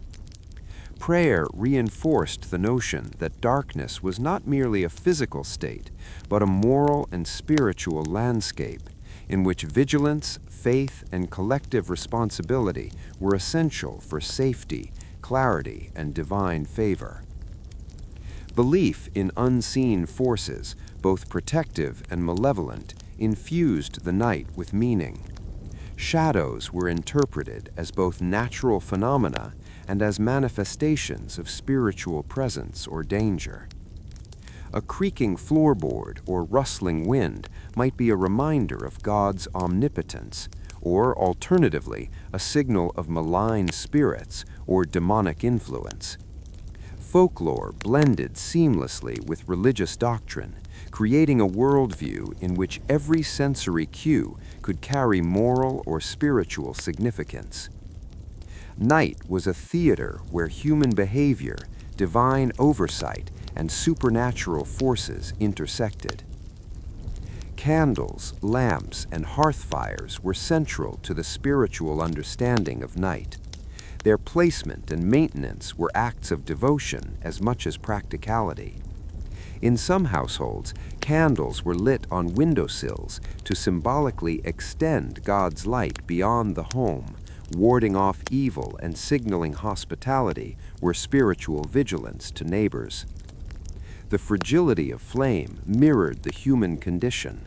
Life was precious, mortal, and dependent on careful stewardship, both materially and morally.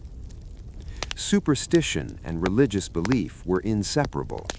Many colonists believed that misfortune, illness, or misbehavior could attract spiritual retribution, particularly during the vulnerability of night.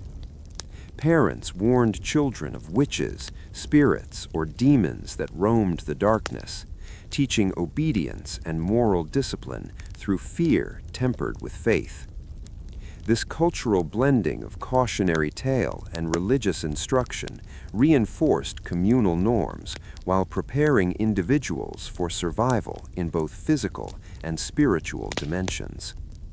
Community practice reinforced these beliefs. Congregations often gathered for evening prayers, vigils, or special services timed with the cycles of the moon or seasonal changes. Church bells marked the approach of night, calling communities to reflection and signaling that divine and social order were intertwined. Public rituals reinforced private observances, embedding a sense of collective vigilance, shared morality, and cultural identity in the rhythm of daily life. In colonial America, night was not a time of universal rest. While families huddled in beds or lofts, some members of the community remained alert, awake, and active, performing roles that were vital to survival, protection, and the functioning of daily life.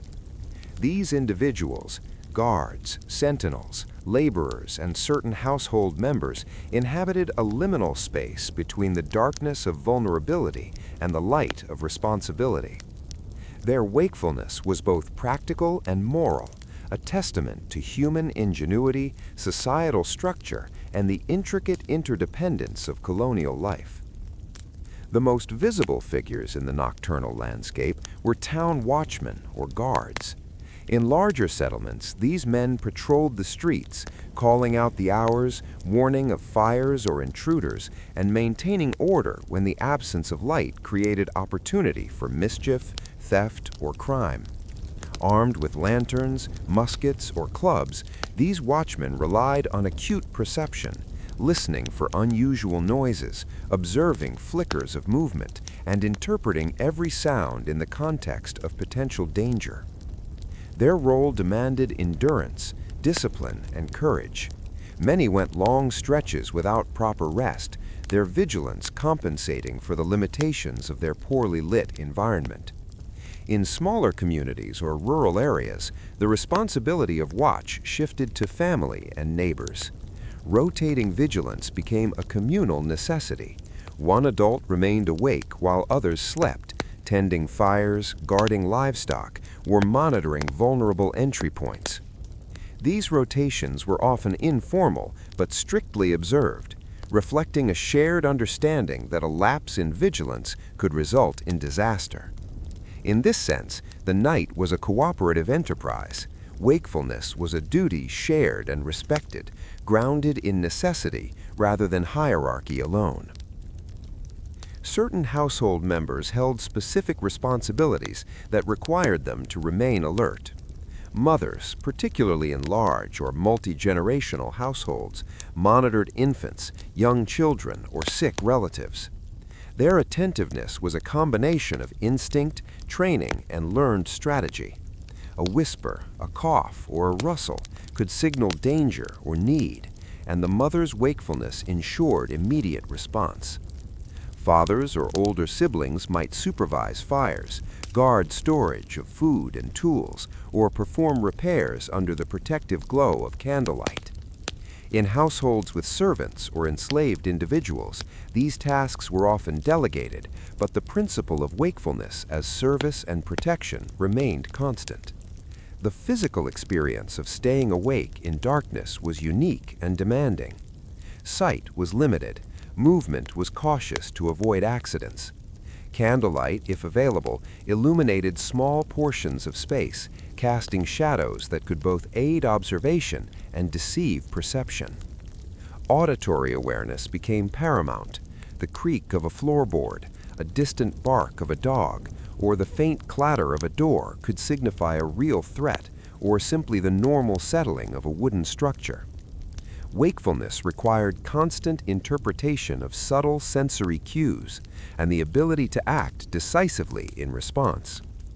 Certain laborers, such as those caring for animals or preparing early morning food, also remained active. Milking cows, tending chickens, or maintaining fires required consistent attention through the night, particularly in winter months when cold threatened both people and livestock. Their vigilance ensured the continuity of domestic life. Milk preserved for mourning, livestock fed and protected, and hearths maintained for warmth and cooking. Wakefulness was thus both a physical labor and a moral responsibility, binding human effort to survival and routine.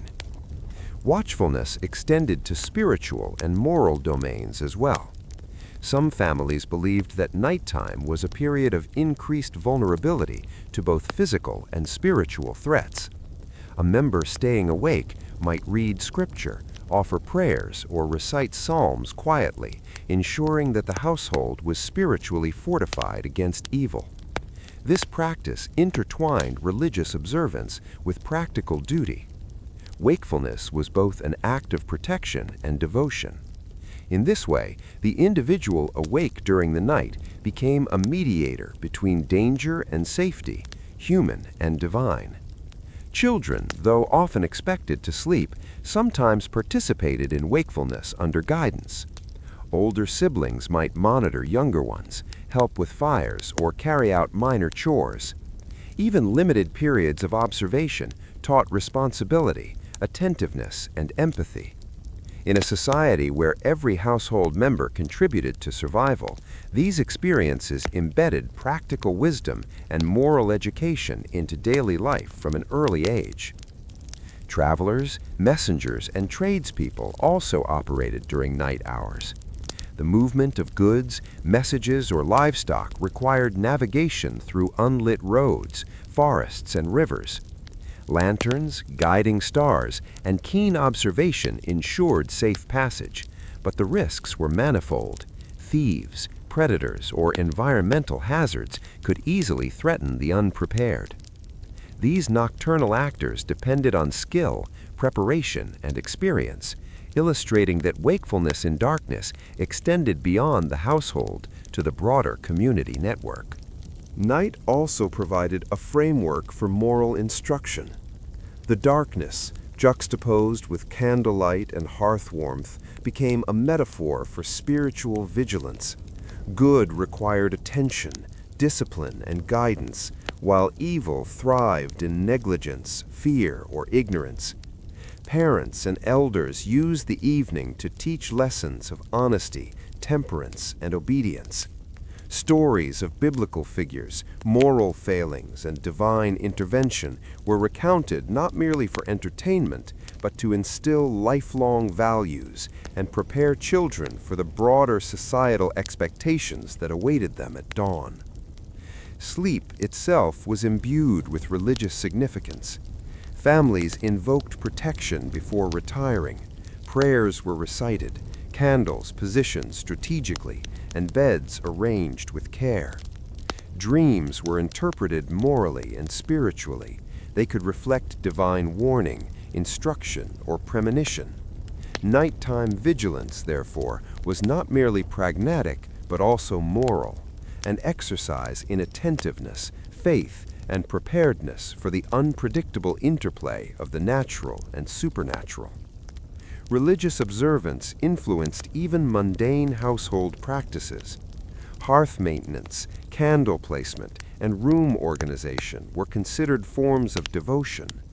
Cleanliness, order, and preparedness were moral imperatives, reinforcing that the spiritual and practical were inseparable. Attention to detail, particularly in the preparation of spaces for night, reflected both piety and prudence, a fusion of faith and survival. Supernatural belief was widespread and varied. Some colonists feared malevolent spirits, believing that night enabled their activity. Warnings of spectral figures, cursed places, or restless dead reinforced moral behavior and social norms.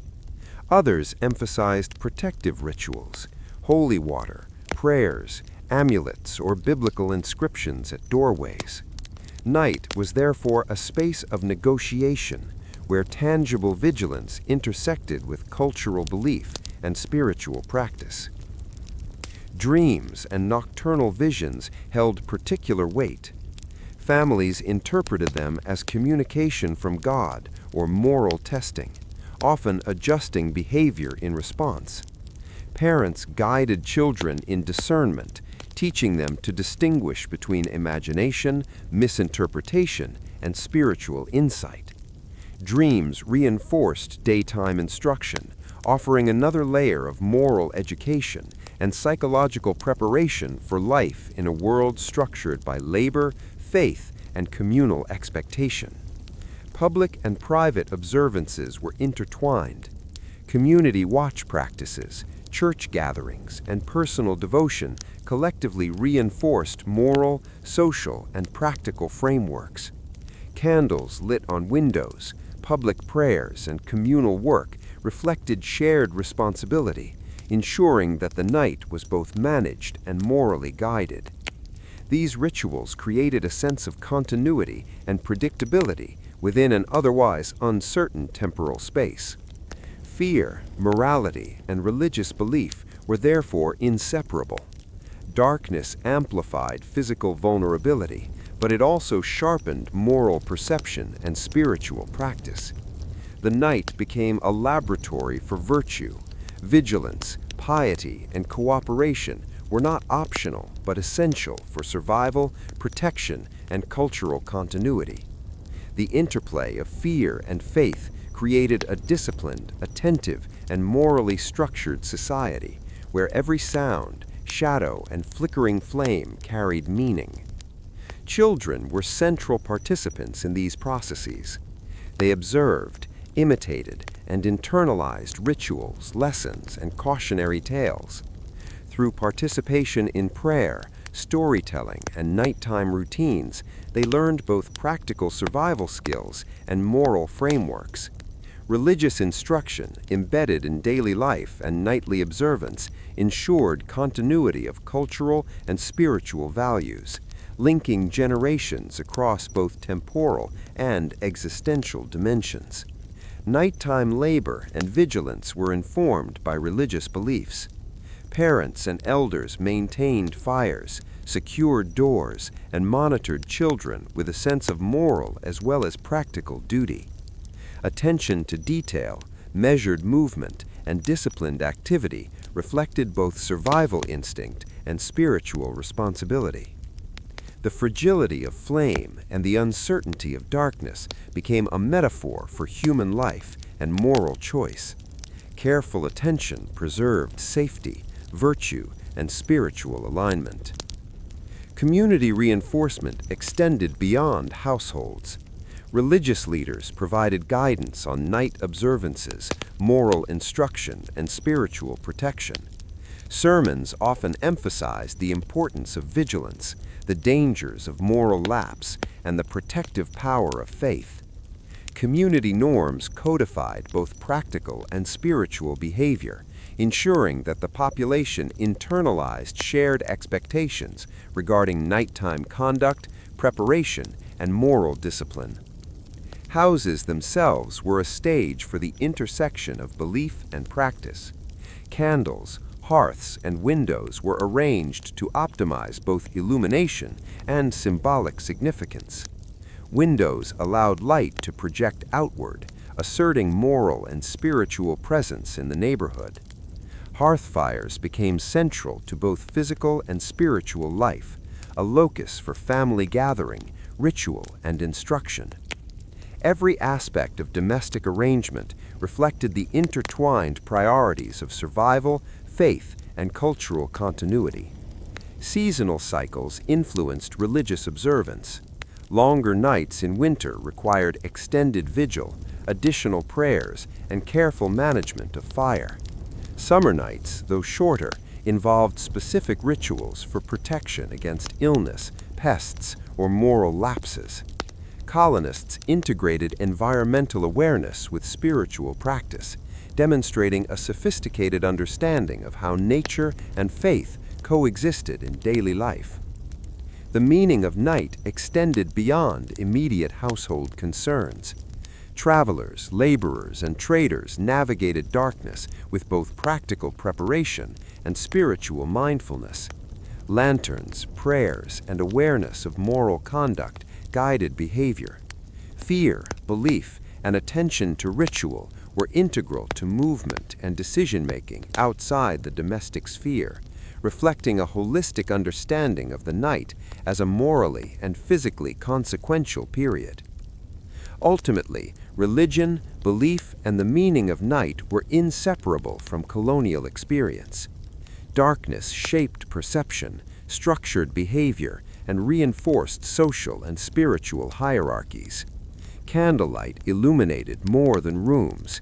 It illuminated the moral and cultural universe of the colonists. Fear and uncertainty were tempered by ritual, discipline, and communal reinforcement, creating a society capable of thriving within the fragile interplay of light and shadow. By dawn, the lessons of the night were carried forward.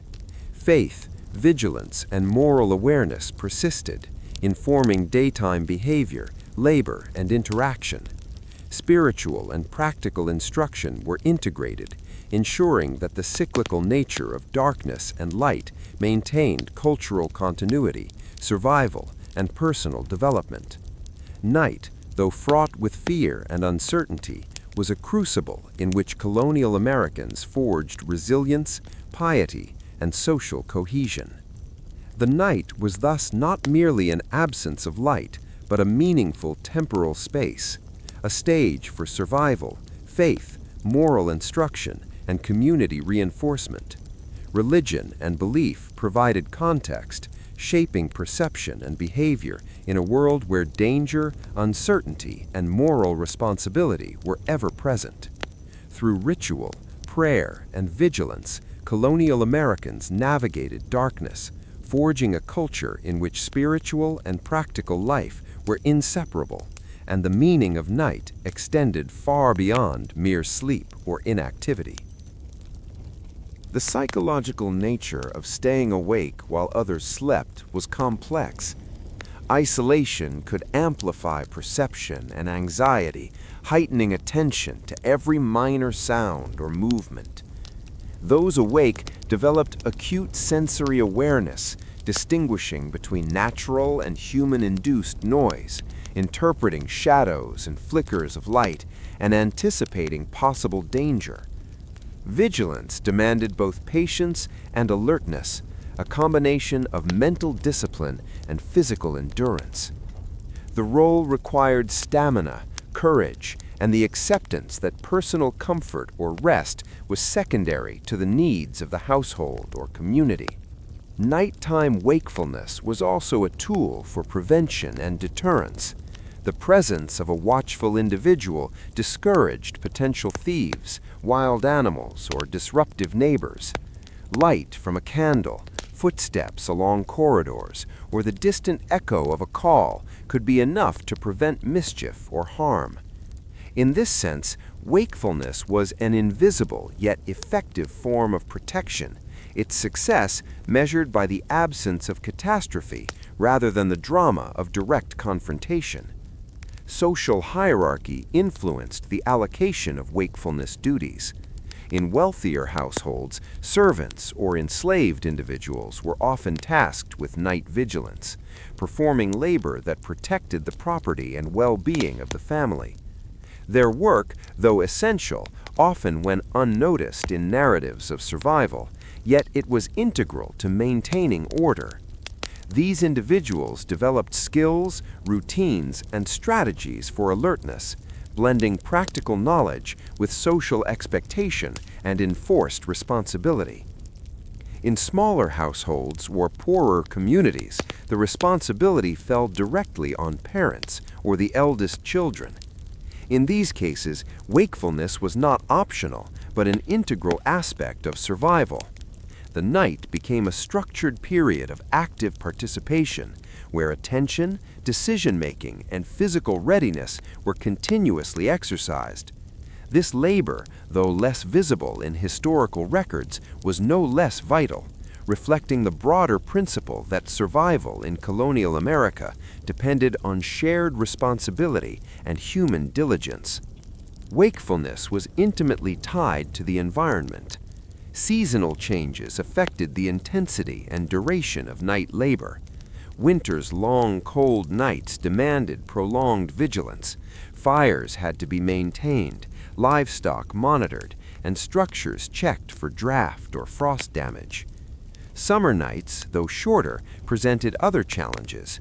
Predators, insects, and the threat of fire in dry conditions required careful attention. Environmental awareness became inseparable from human responsibility, and those awake during the night became adept observers and managers of their immediate world. Even during periods of relative calm, those awake maintained routines of observation and care. Small tasks, tidying spaces, sharpening tools, checking supplies, filled otherwise quiet hours.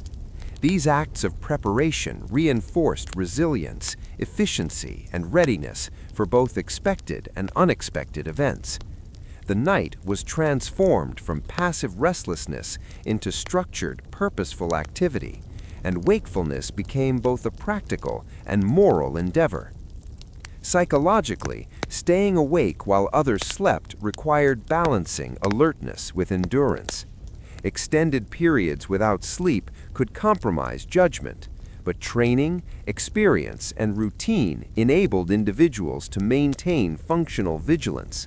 Strategies included alternating attention between tasks, using small amounts of light efficiently, and pacing movement to conserve energy. Wakefulness was a skill developed through observation, repetition, and intergenerational instruction. Fire played a dual role for those awake at night. It provided warmth, protection, and light, but also demanded constant care. Flames could be easily extinguished by draft or mismanagement, and their absence created vulnerability.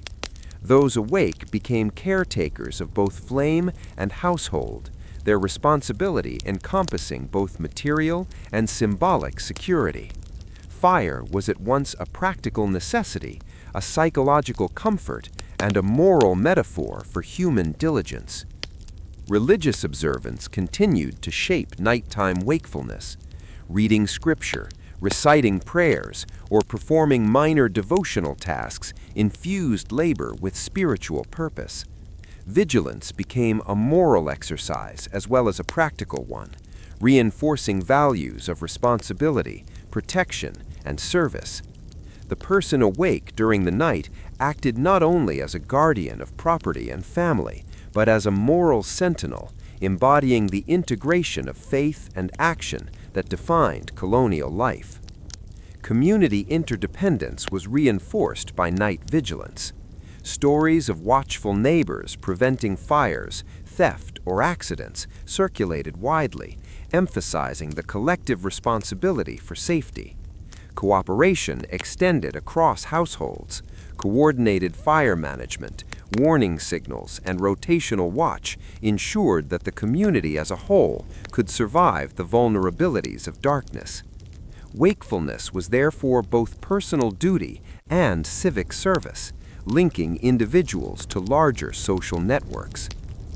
Those awake during the night also bore witness to the subtle beauty of darkness. Moonlight filtering through windows, stars glittering above, and the quiet rhythm of the natural world offered moments of reflection, awe, and continuity. These experiences, though often solitary, connected the observer to the wider cycles of time, nature, and human life. Wakefulness was thus a dual experience, protective and purposeful, yet contemplative and restorative in its own way. Animals played an essential role in supporting those awake at night. Dogs patrolled the perimeter, alerting to intrusion or danger. Cats controlled pests, and livestock movements provided cues for environmental shifts. The human observer interpreted these signals, integrating them into vigilance strategies. Nighttime was not merely human, it was a shared domain of interspecies cooperation that ensured survival and continuity. In conclusion, the individuals who remained awake while others slept were indispensable to colonial life. They bridged the gap between vulnerability and safety, darkness and light, fear and reassurance. Their labor, vigilance, and moral attentiveness shaped the rhythms of households, communities, and the broader colonial landscape. Night, in their presence, became a managed space, a period of preparation, protection, and reflection, rather than a time of helplessness. Wakefulness was both practical and symbolic, embodying responsibility, courage, and care. Through their actions, those awake preserved life, property, and social cohesion. They maintained fires, observed the environment, guided the moral and spiritual practices of the household, and protected the community from tangible and intangible threats. Their contribution, though often unseen, was essential to the survival, resilience, and culture of colonial America. Ultimately, to understand who stayed awake while others slept is to recognize the intricate balance of human labor, social responsibility, and moral vigilance that defined the colonial night. It illuminates the interplay of danger, duty, faith, and observation that shaped daily life. Through wakefulness, colonists navigated darkness not as passive victims, but as active, attentive, and morally engaged participants in the rhythms of survival and culture. In colonial America, night was both a trial and a teacher. While darkness enveloped towns and households, many individuals spent hours in a state of liminal anticipation, waiting for the first light of dawn to restore visibility, safety, and routine. Waiting for morning was more than a literal pause. It was a complex interplay of fear, reflection, preparation, and endurance. It required patience, vigilance, and resilience, embedding lessons in both survival and human psychology that defined life in the 1700s. Night imposed limits on human activity. Streets were unlit, homes were vulnerable, and open flames were fragile and dangerous. Sleep, while necessary, could not be total. Those responsible for the household, the livestock, or the community often remained partially alert, listening for threats, checking fires, and maintaining readiness. In this way, the experience of waiting for morning was shared across generations. Parents, children, and servants alike learned to inhabit the hours of darkness with care, caution, and purpose. In the countryside, the approach of morning was measured by subtle changes in the environment. The eastern horizon lightened gradually, stars faded, and nocturnal creatures retreated. The air, previously dense with the scent of dew and cold, shifted with the warmth of an approaching sun. Those awake observed these changes with keen attention. Every sound, every movement of shadow, every hint of light was a signal. Safety would soon return, action could resume, and the rhythm of labor and life would be restored. Hearths and candlelight remained central companions during the wait. The fire's warmth provided comfort against cold night air, while the flickering glow allowed essential tasks to continue. Individuals repaired tools, sorted supplies, or prepared the household for the day ahead. Candlelight illuminated the faces of watchful children, parents, or laborers, their eyes reflecting both fatigue and determination. Waiting for morning was an active state, not a passive one. It demanded engagement, observation, and careful management of resources. In towns, the night was a period of semi-silence. Watchmen patrolled streets, inns and taverns were mostly quiet, and the natural world filled the space with distant noises, hooting owls, rustling leaves, and the occasional stray animal. Citizens waiting for morning relied on auditory cues to monitor safety. Each creak, each footstep, each whisper of wind carried potential meaning. Interpretation was a skill honed over years, blending instinct, experience, and cultural knowledge. Fear and anticipation were inseparable. Darkness amplified vulnerability, yet the expectation of morning provided psychological structure. Colonists understood that night, though fraught with danger, was finite. The horizon promised clarity, work, and communal reconnection. Waiting for morning was thus a practice in endurance, combining patience with preparedness. Individuals learned to measure time not by hours alone, but by subtle environmental cues and the internal rhythm of vigilance. Households developed strategies to endure the night effectively. Rotating wakefulness ensured continuous observation while allowing brief periods of rest. Fire was maintained with care, embers banked, kindling added, and logs shifted to conserve warmth. Children were often comforted or soothed into partial sleep, while older members remained alert. Tasks were prioritized for low-light conditions, such as tending animals, repairing essential tools, or quietly organizing supplies. The wait for morning was structured, disciplined, and communal. Religion and belief played a critical role in sustaining morale during the night. Prayers were recited, psalms chanted, and scripture read to reinforce a sense of protection and purpose. Faith provided psychological fortitude, framing waiting as not mere endurance, but a morally significant practice. Individuals interpreted the night as a period for reflection, contemplation, and spiritual reinforcement, blending practical vigilance with moral awareness. The psychology of waiting for morning was complex.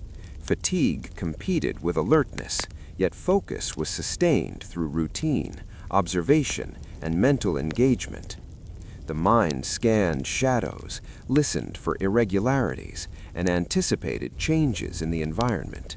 Vigilance was both protective and educational, teaching colonists to interpret sensory information accurately, respond decisively, and maintain discipline under stress.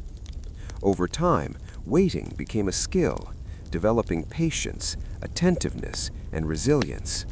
Environmental cues guided perception and action. The cooling or warming of air, the direction of the wind, the first call of morning birds, all were signals that dawn approached.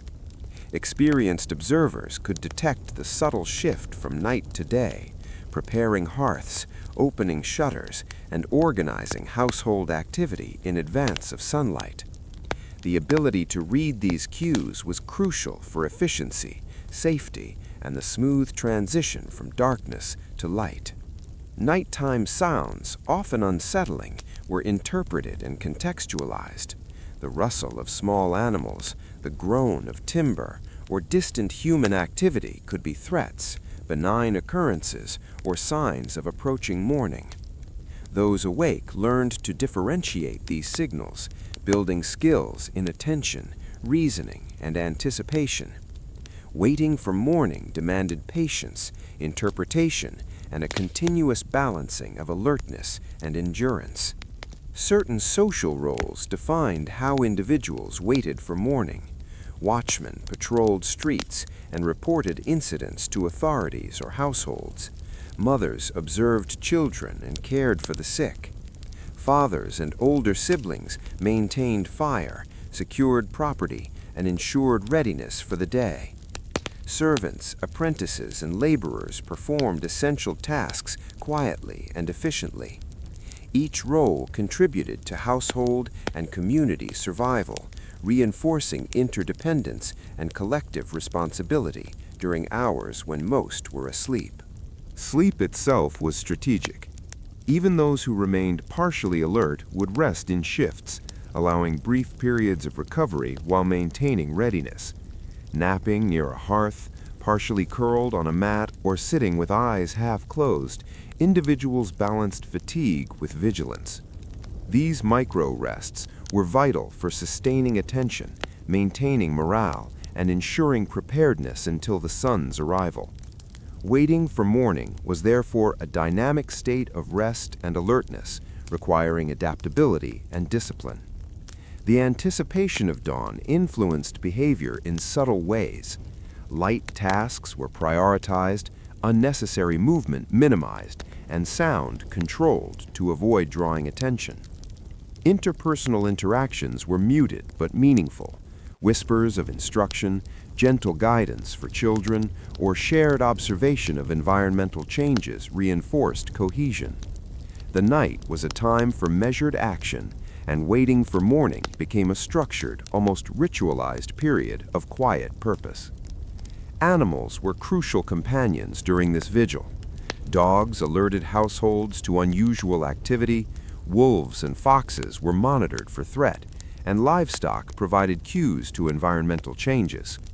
Understanding animal behavior enhanced preparedness, enabling humans to anticipate danger, respond to shifting conditions, and manage resources effectively. Waiting for morning was thus an interspecies collaboration, blending human skill with ecological awareness. Weather dictated the intensity and nature of waiting. Cold nights required constant attention to fires and shelter. Rain, snow, or wind increased the need for vigilance over structural integrity, livestock safety, and personal warmth. Environmental adversity heightened both risk and the psychological significance of dawn. The first light of day therefore carried practical reassurance. Survival had been maintained, and a new period of opportunity was beginning. Patience was reinforced through storytelling, reflection, and quiet tasks. Families might recount lessons from previous nights, discuss moral or spiritual matters, or review plans for the day. These practices transformed the waiting period into an opportunity for education, cultural transmission, and psychological reinforcement. Nighttime reflection linked past experiences with future preparedness, bridging fear and anticipation with purpose and continuity. Morning rituals were anticipated even as the night progressed. Preparing for light, arranging work, and readying tools or supplies were ongoing tasks. Individuals visualized the transition, structured actions in anticipation, and coordinated with household members. Waiting for morning was therefore active, not passive. It combined observation, preparation, and foresight to ensure efficiency, safety, and continuity once sunlight arrived. Community vigilance extended beyond individual households. Neighborhoods maintained informal networks of communication, sharing information about potential hazards, disturbances, or environmental changes. Even as most slept, some members moved between homes or watched streets, ensuring that the night remained managed, threats mitigated, and collective security preserved. Waiting for morning was therefore both a personal and communal enterprise, reinforcing social cohesion through shared responsibility. The emotional landscape of waiting was equally layered. Fear, hope, fatigue, and anticipation intermingled. Darkness heightened the imagination, intensifying perceptions of threat, mystery, or opportunity. Conversely, the promise of dawn created optimism, resilience, and focus. The human mind, attuned to both environmental cues and social patterns, transformed waiting into an exercise in endurance, observation, and moral engagement. By the first blush of sunrise, the world shifted decisively. Shadows receded, dangers became visible and manageable, and tasks that had been constrained by darkness could be approached fully. Individuals who had maintained vigilance transitioned into active labor, while those who had slept resumed participation with restored energy. The night's lessons, patience, observation, preparation, and moral reflection were carried forward into the activities, work, and interactions of the day. In conclusion, waiting for morning was a defining element of colonial life. It represented the intersection of endurance, vigilance, preparation, and anticipation. Night imposed limits, fear, and responsibility. Dawn restored visibility, opportunity, and order. Those who stayed awake, observed carefully, and managed both household and community needs embodied resilience, skill, and foresight. Waiting was active, moral, and communal, transforming darkness from a passive obstacle into a structured period of observation, preparation, and reflection. Colonial Americans understood the night as both a challenge and a teacher. Through attentive wakefulness, patient anticipation, and communal coordination, they navigated darkness safely.